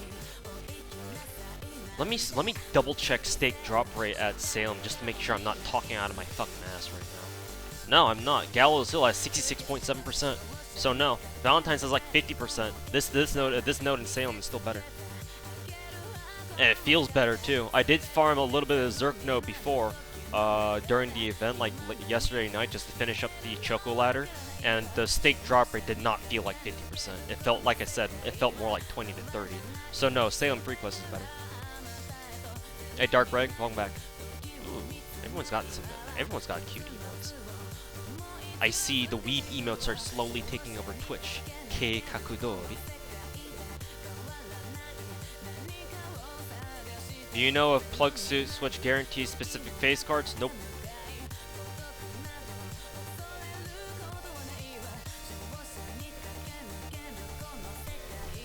Plug Suit does not guarantee the same face cards now. That makes no sense. Because what if you plug out one servant for a different servant who have completely different face card who have completely different decks? Then what happens? No, if you plug out, I'm pretty sure if you plug out a servant for another servant in the backline, in your backline, it just randomizes their cards, but it only replaces the cards of the servant you're plugging out. So it doesn't switch your entire hand. That's not what it does, but it does. So let's say, for example, I have plugs right now. In this case, right, I want to plug out Caster Nero, and I want to bring in like Waver or something like that. Then right now in my current hand, you see that I have these two cards right here, right, with Castanero's Buster and Quick. What plugging out Castanero with Waver would do is the game will replace these two cards with Waver cards, but it won't be the same exact cards. It won't be a Buster and Quick. It might be like an Arts or Buster Arts or Arts Quick or whatever the fuck, whatever permutation or what's the proper mathematical term for this? Like conjugation, permutation? I forget. It's been so long. But anyways, like any random combination of two cards, it'll replace, because now you're putting in Waver. But does it change your entire hand? No. You will still have, like, the servants whose face cards you're not plugging out. Like, in this case, we have Paul's Buster card and then Castamarie's two Arts cards. They'll still be there. But the game will only replace the cards of the servant you're plugging out with the one you're plugging in. That's where it's random. You don't know which card you're gonna get of those two, in this case Castanero, you don't know which two of waivers cards you're gonna get because you plug them in. Permutation, okay.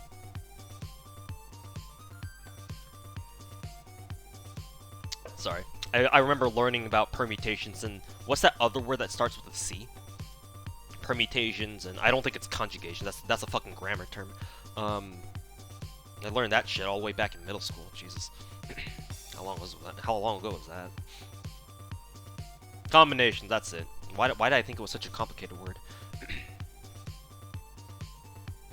It's been too long. But no, that's how plugging out servants works. As far as their face guards are concerned, the game doesn't completely switch out their hand or the hand that you have at the time you plug somebody out. But if your servant that you're plugging out has any face guards in the hand currently, then it'll be replaced with any random cards from of the servant that you're plugging in. One more stake. That could have been 3 stakes actually.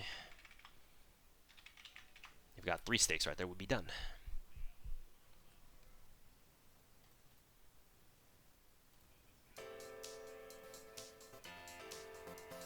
Is Fujino worth? Yes, she's cute.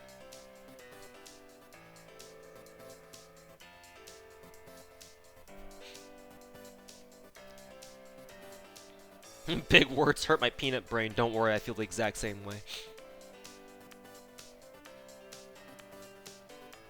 Thoughts on Reimu? You mean the Tuhu? She's cute. She's my second favorite Tuhu character.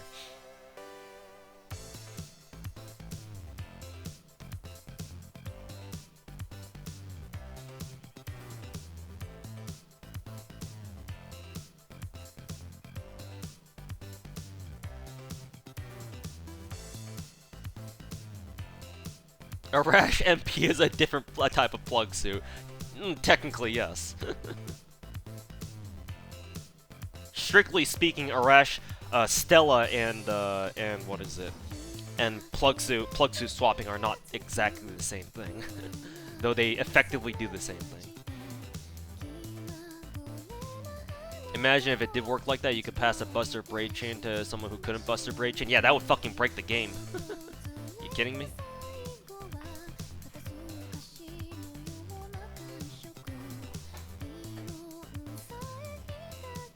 Thoughts on Reimu for Smash? No, because that's a fucking meme by this point.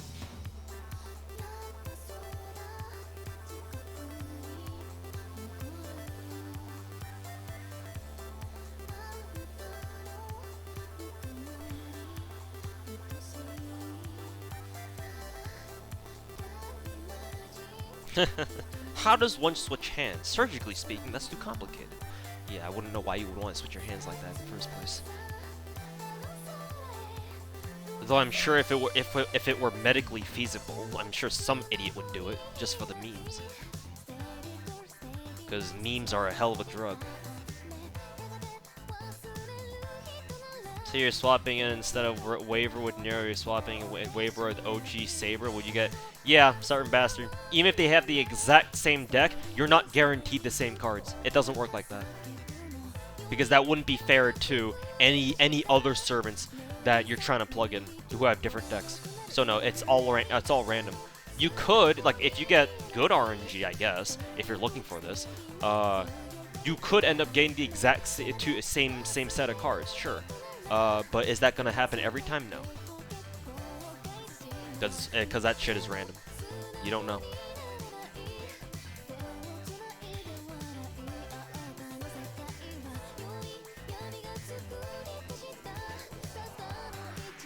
Funny you asked me that, Maestro, but I never played CVS2. I was too young to know what it was back when it was at its height. All I know is about that game is just people either talking about it or just watching some throwback tournaments. That's literally all I know. Unfortunate. I would have liked to see how that game played out when it was at its peak. I mean, MV's fucking Marvel vs. Capcom 2 is at fucking EVO this year, so I'm pretty fucking excited for that. Shit, bro. I'm fucking watch that shit. Hella stoked. Get to see the old the old fucking Marvel heads back at it.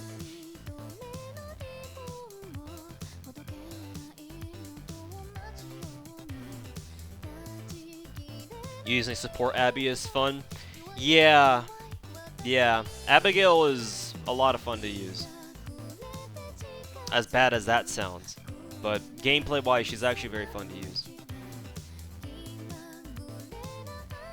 Like I said in my Abigail video, if you don't have much, Abigail is a fucking godsend. I mean, hell, even for a whale like me, I've been using her as part of farming subs quite a bit. Like you guys saw that, saw me using her quite a bit during the the all node for Da Vinci. How does this next event work? You mean K&K rerun? This should be our next event. It's a mission-based one. Basically, the game gives you 100 missions to do, and you do them in whatever order that you want that they pop up in, I guess. If you played Halloween 3, which is the Mecha Liz event, K&K rerun is actually extremely similar. They're actually scarily similar, now that I think about it. Like, from the map to the mission-based layout, K&K is basically the same. You got a big old skyscraper. Well, it's not really that big, but you got a skyscraper, and you got all these rooms you can go into. And you have a set of 100 missions. So they're actually very similar, unless I'm mistaken about something. Can you clear most of K&K rerun's missions in most shops without appling? I'm pretty sure you can. You may have to spend like 1 or 2 towards the end, maybe. But I get the feeling that you don't really need to apple that hard. Obviously, don't take my word for granted, and make sure you pace yourself so that you have a good idea of what your progress is like. And if you feel like you need to drop an apple here or there, then yeah, do it to make sure you complete the entire event. Like, yeah, don't fucking take my word for it. But I don't think you need to, or at least for the most part, no. Yes, Kevin, I'm already done with Valentine's.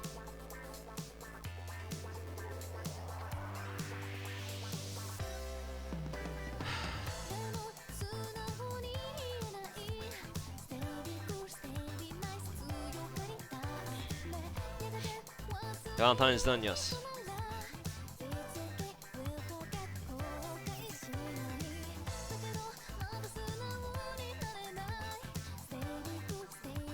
Why do we have an AP system?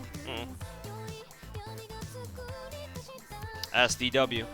Then again, most mobile games have some sort of stamina system anyway, so they're hardly the only ones who do that.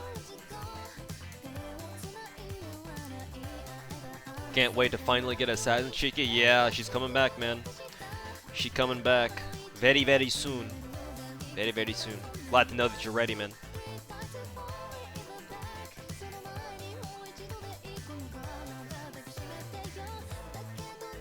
How extensive is Fujino materials? Well, 180 steaks should get you scared. Should make you wet your pants real soon, in case it hasn't already. Let's see what her mats are like. She needs dust, she needs bones, she needs a few gallstones and some blood. But mainly the materials that you're really looking at are bones, dust, and steaks. Oh, and fluid. Did I mention fluids? Oh yeah, she's gonna fucking bend you in half. Or bend you over, whichever way you prefer. Nope. Oh, actually no, fuck that. Pun intended. She's gonna fucking bend you over, and then bend you over again. Chat, check this out. Fujino makes you farm... Well, how many does she fucking need? 108 plus 18. 126 bones. And that's just for starters. Let's see, what is that? 18... No, 16 dust. 16 dust, 24... 2472. 88 dust. Which isn't as bad, but still, it's still 88. And straight up, 180 steaks, 180 fluids. Good fucking luck. How extensive is she in materials? Oh yeah, wouldn't you like to know? Yeah, just make her eat every fucking bronze material in the game. Yeah, why not? By that point. I don't see the problem here. Thankfully you don't. But many other people do.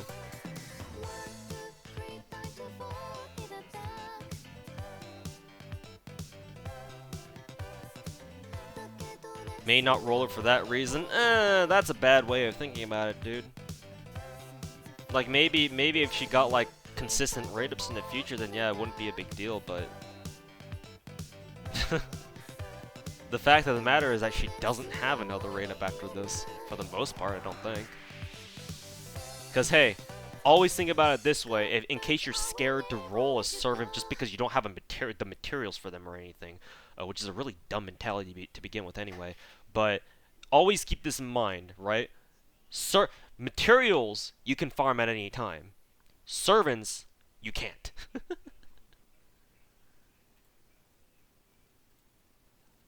Tell me, what can you get from the game at any time? A servant? A limited servant? Or a material? Yeah, I didn't think so.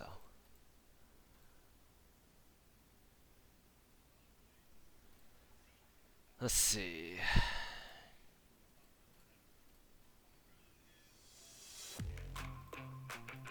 Alright, more safe. Thanks for hanging out. We'll see you next time. What the hell do I have a lot of? No, I can just get rid of these.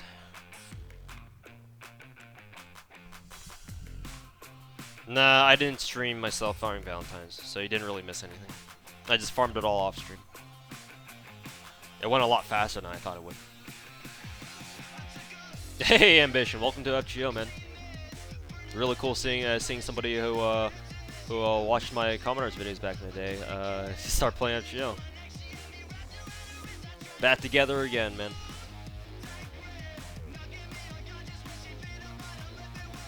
Gives you a project, yeah, pretty much. You've always got something to work for. Do you not have another servant to bond farm in place of Paul? I do, it's just I like using Paul. She's very convenient. Like, hey, how can I say no to a literal 2-second NP?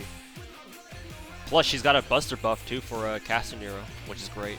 And a defense debuff. Like, Paul is one of those servants, those farming servants where, you know, I don't mind using it even at max bond. Like, I don't care. Like, I'll waste a little bit of bond, just so I can run her. I don't give a fuck.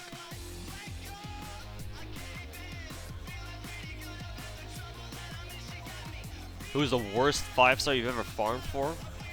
Farming? Nobody really comes to mind because I just kind of farm for everyone at once.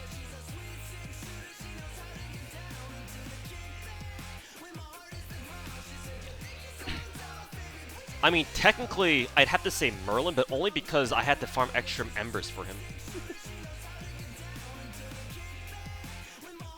And that's literally the only reason. So, and that's not really much of a reason, so whatever.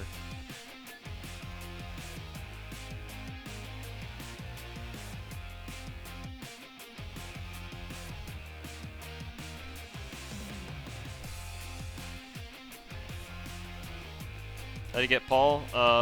It was part of the All the Statesmen event. It was like a mini event where you just played through a few easy story quests, and basically the quests gave you 5 copies of Paul for free. She'll have a rerun, so you have another chance to get her.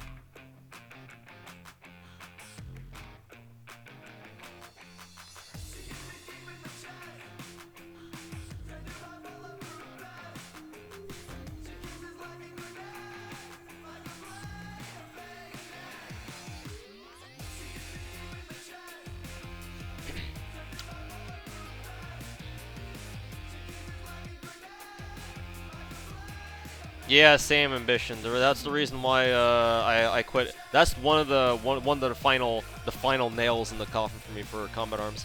I didn't know about the split until it was too late, and then when I tried recovering my original account, I couldn't. So I'm just assuming my original CA account was lost forever. So pretty much stopped playing because of that.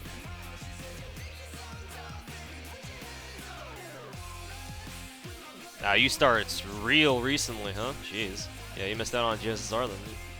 I'm surprised you know what GSSR is when you literally just started. I mean, hey, that means you're doing your homework.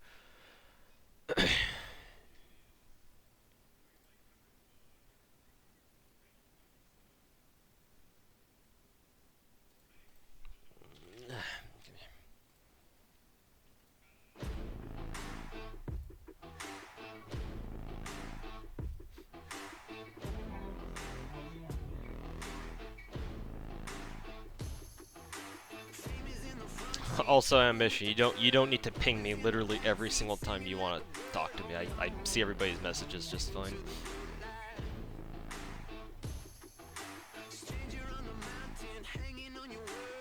You wasted 3 or 4 sand quartz on this Valentine's event. Shouldn't be if you literally just started. You shouldn't be using sand quartz for AP, man. Like, you should really save your quartz for like actually rolling and stuff. Like, don't worry about like trying to farm as much as you can. Unless you're already fucking whaling, then in which case, well, whatever. Do what you need to. Because once you start whaling, well, you don't really need to start following the typical rules of free-to-plays anymore. Also, Castino really wants to kill this wave, huh? But if you're free to play, I do not recommend using burning Saint Quartz for AP. At least not so soon.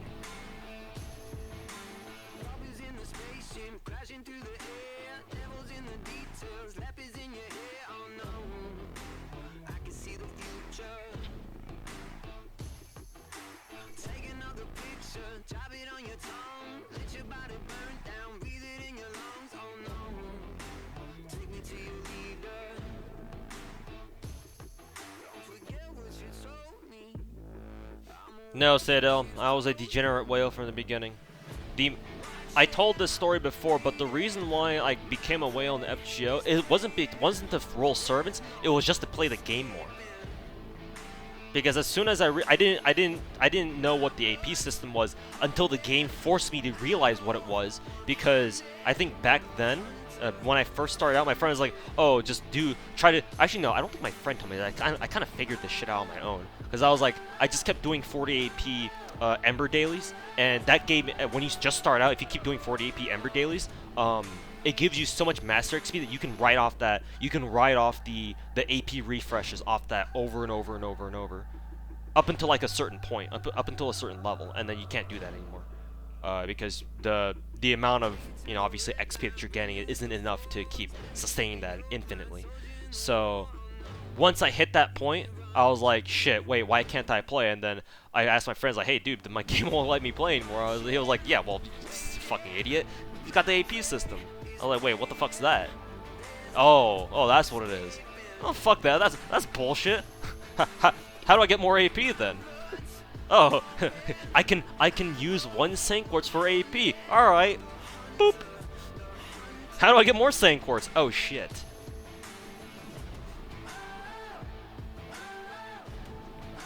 Hey Apache, welcome back.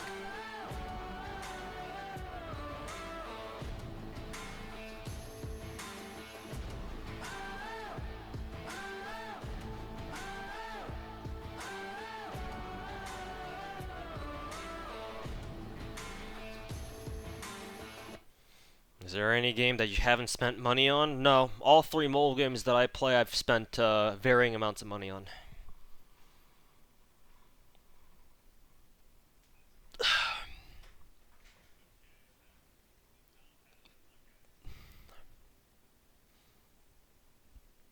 I've seen some videos and I don't get the appeal of Arknights. Tower defense games are not your cup of tea. Well, yeah, if you don't like the gameplay of it because you don't like tower defense games, then nothing. It's gonna be very hard to convince someone like you who doesn't like the genre of the game itself to like the game, obviously. I like the game because even though I don't play it, because I used to play tower defense games back in the day when I was a kid, in fucking grade school. That shit was my jam. And as much as I would like to get into it, kinda can't. I mean, you don't like the genre. You don't like the genre, dude. There's not much there's not much else to worry about, to think about there. I don't think. It's not like you need to go full fucking Socrates on that shit and ask yourself like, hey, why is it that I don't like this game? Should be pretty simple by that point. Let's see, what else can we listen to?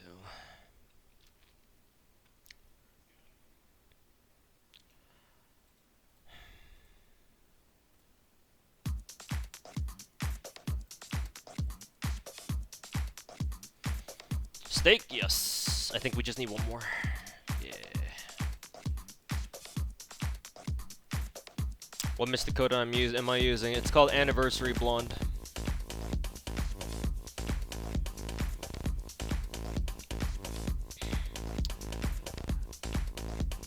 In order to acquire it, you have to go to Rare Mana Prism Shop, and you have to buy it from here. Actually, no, you have. Is it buy? Yeah, you have to buy it from here. I'm thinking of Mana Prism Seas, but no, you have to buy it from here. Originally, when the Mystic Code first came out, what the game does with Mystic Codes is it gives it to you for free when they first release it. The game gives it to you for free when you release it, but you have to do a quest that unlocks it for you, and you basically get it for free. However, all the Mystic Codes in the game only run for a limited limited amount of time, with the exception of Default, because I mean we call it Default for a reason. And the 3 London Mystic Codes, the Mages Academy, Mages Association, not Academy, Alice Academy, that's the one that's called Academy, and Plug Suit. Those 3 are the ones that are also permanent. But all the other Mystic Codes besides those 3 and the default one, which makes 4, you either need to get them from the quests when they first release for like a week or so before they're gone forever, or once they're gone and they come back, then you have to buy them from what's called the Rare Mana Prism Shop for 5 Mana Prisms each. And then it unlocks the quest for you as if you have it, as if you were playing when the quest came out for the first time. But obviously it takes Rare Mana Prisms to fucking unlock that shit. And it's also 5, so it's rather expensive. Actually, it's very expensive. Ignore the 693 that I have out there, because that's not normal.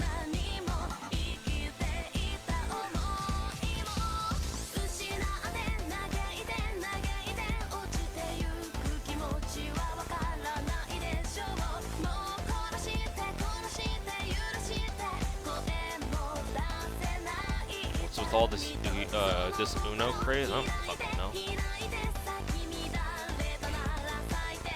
If you're talking about, who are they? Fino, Caldea, Musaki, who else did he invite?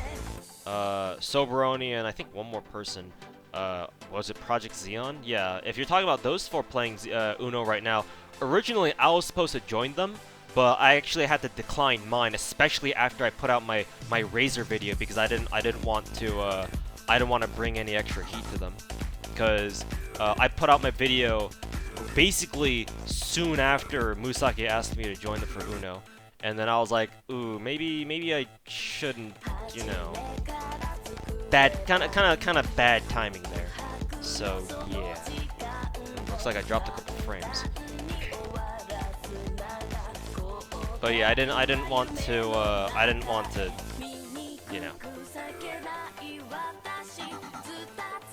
I don't think I need to explain myself there, do I?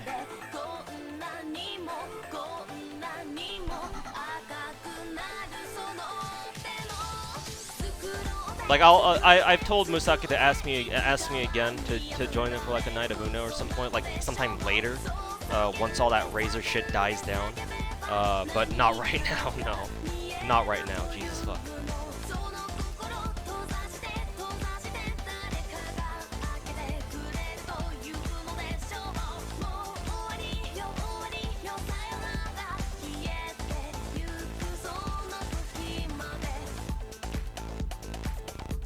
Yes, KNK should be immediately after Valentine's.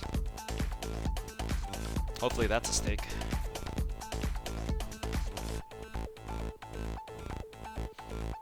How many stakes does he have now? Well, I only need 2 more, so... Let's see, it's last wave.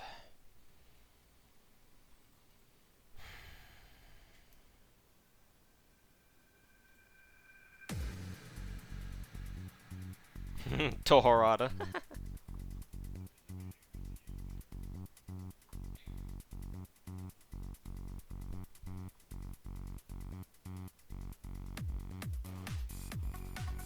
Yeah, I'm done. I was done. I got done with it last night.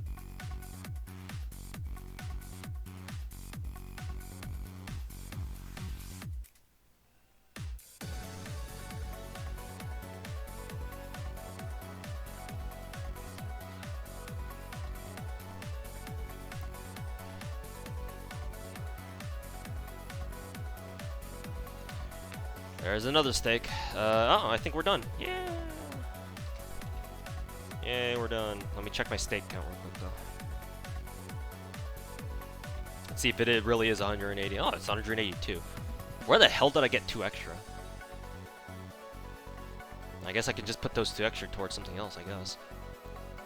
Yeah, I don't think. Yeah, that doesn't make any sense. Cause Fujino just needs, let's see, 60. Yeah, she just needs 180 flat for her skills. So maybe I miscounted. I got 2 extra. I can just put those towards some other servants then, cause I don't think anybody else needs 2 steaks at the moment. Let's see who else needs steaks, I guess. Salieri? I guess I could put them towards Salieri. Sure.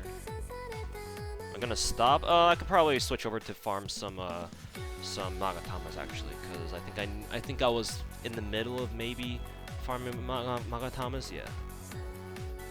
Switch over to that a little bit. How's the steak drop rate so far? It's very good at Gallows Hill. Yeah, if that's the only shit that you want, if that's the one thing that you want to focus on farming, then yeah, Gallows Hill and Salem is the best node. 66%, man. Rates don't lie. So Shimosa.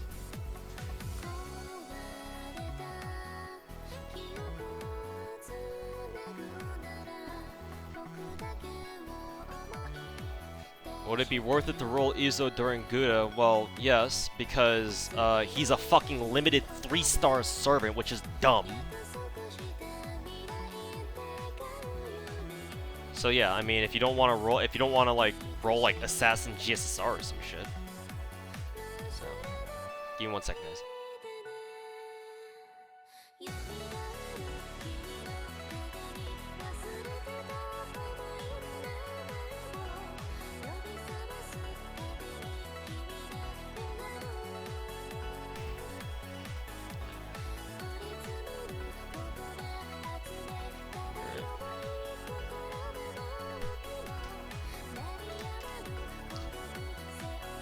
Alright, well, let's see.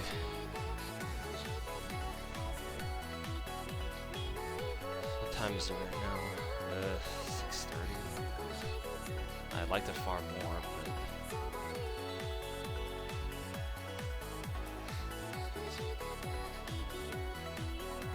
Alright, boys, actually, on second thought, I think I'm gonna just end it here, because I just got other things that I need to do. So...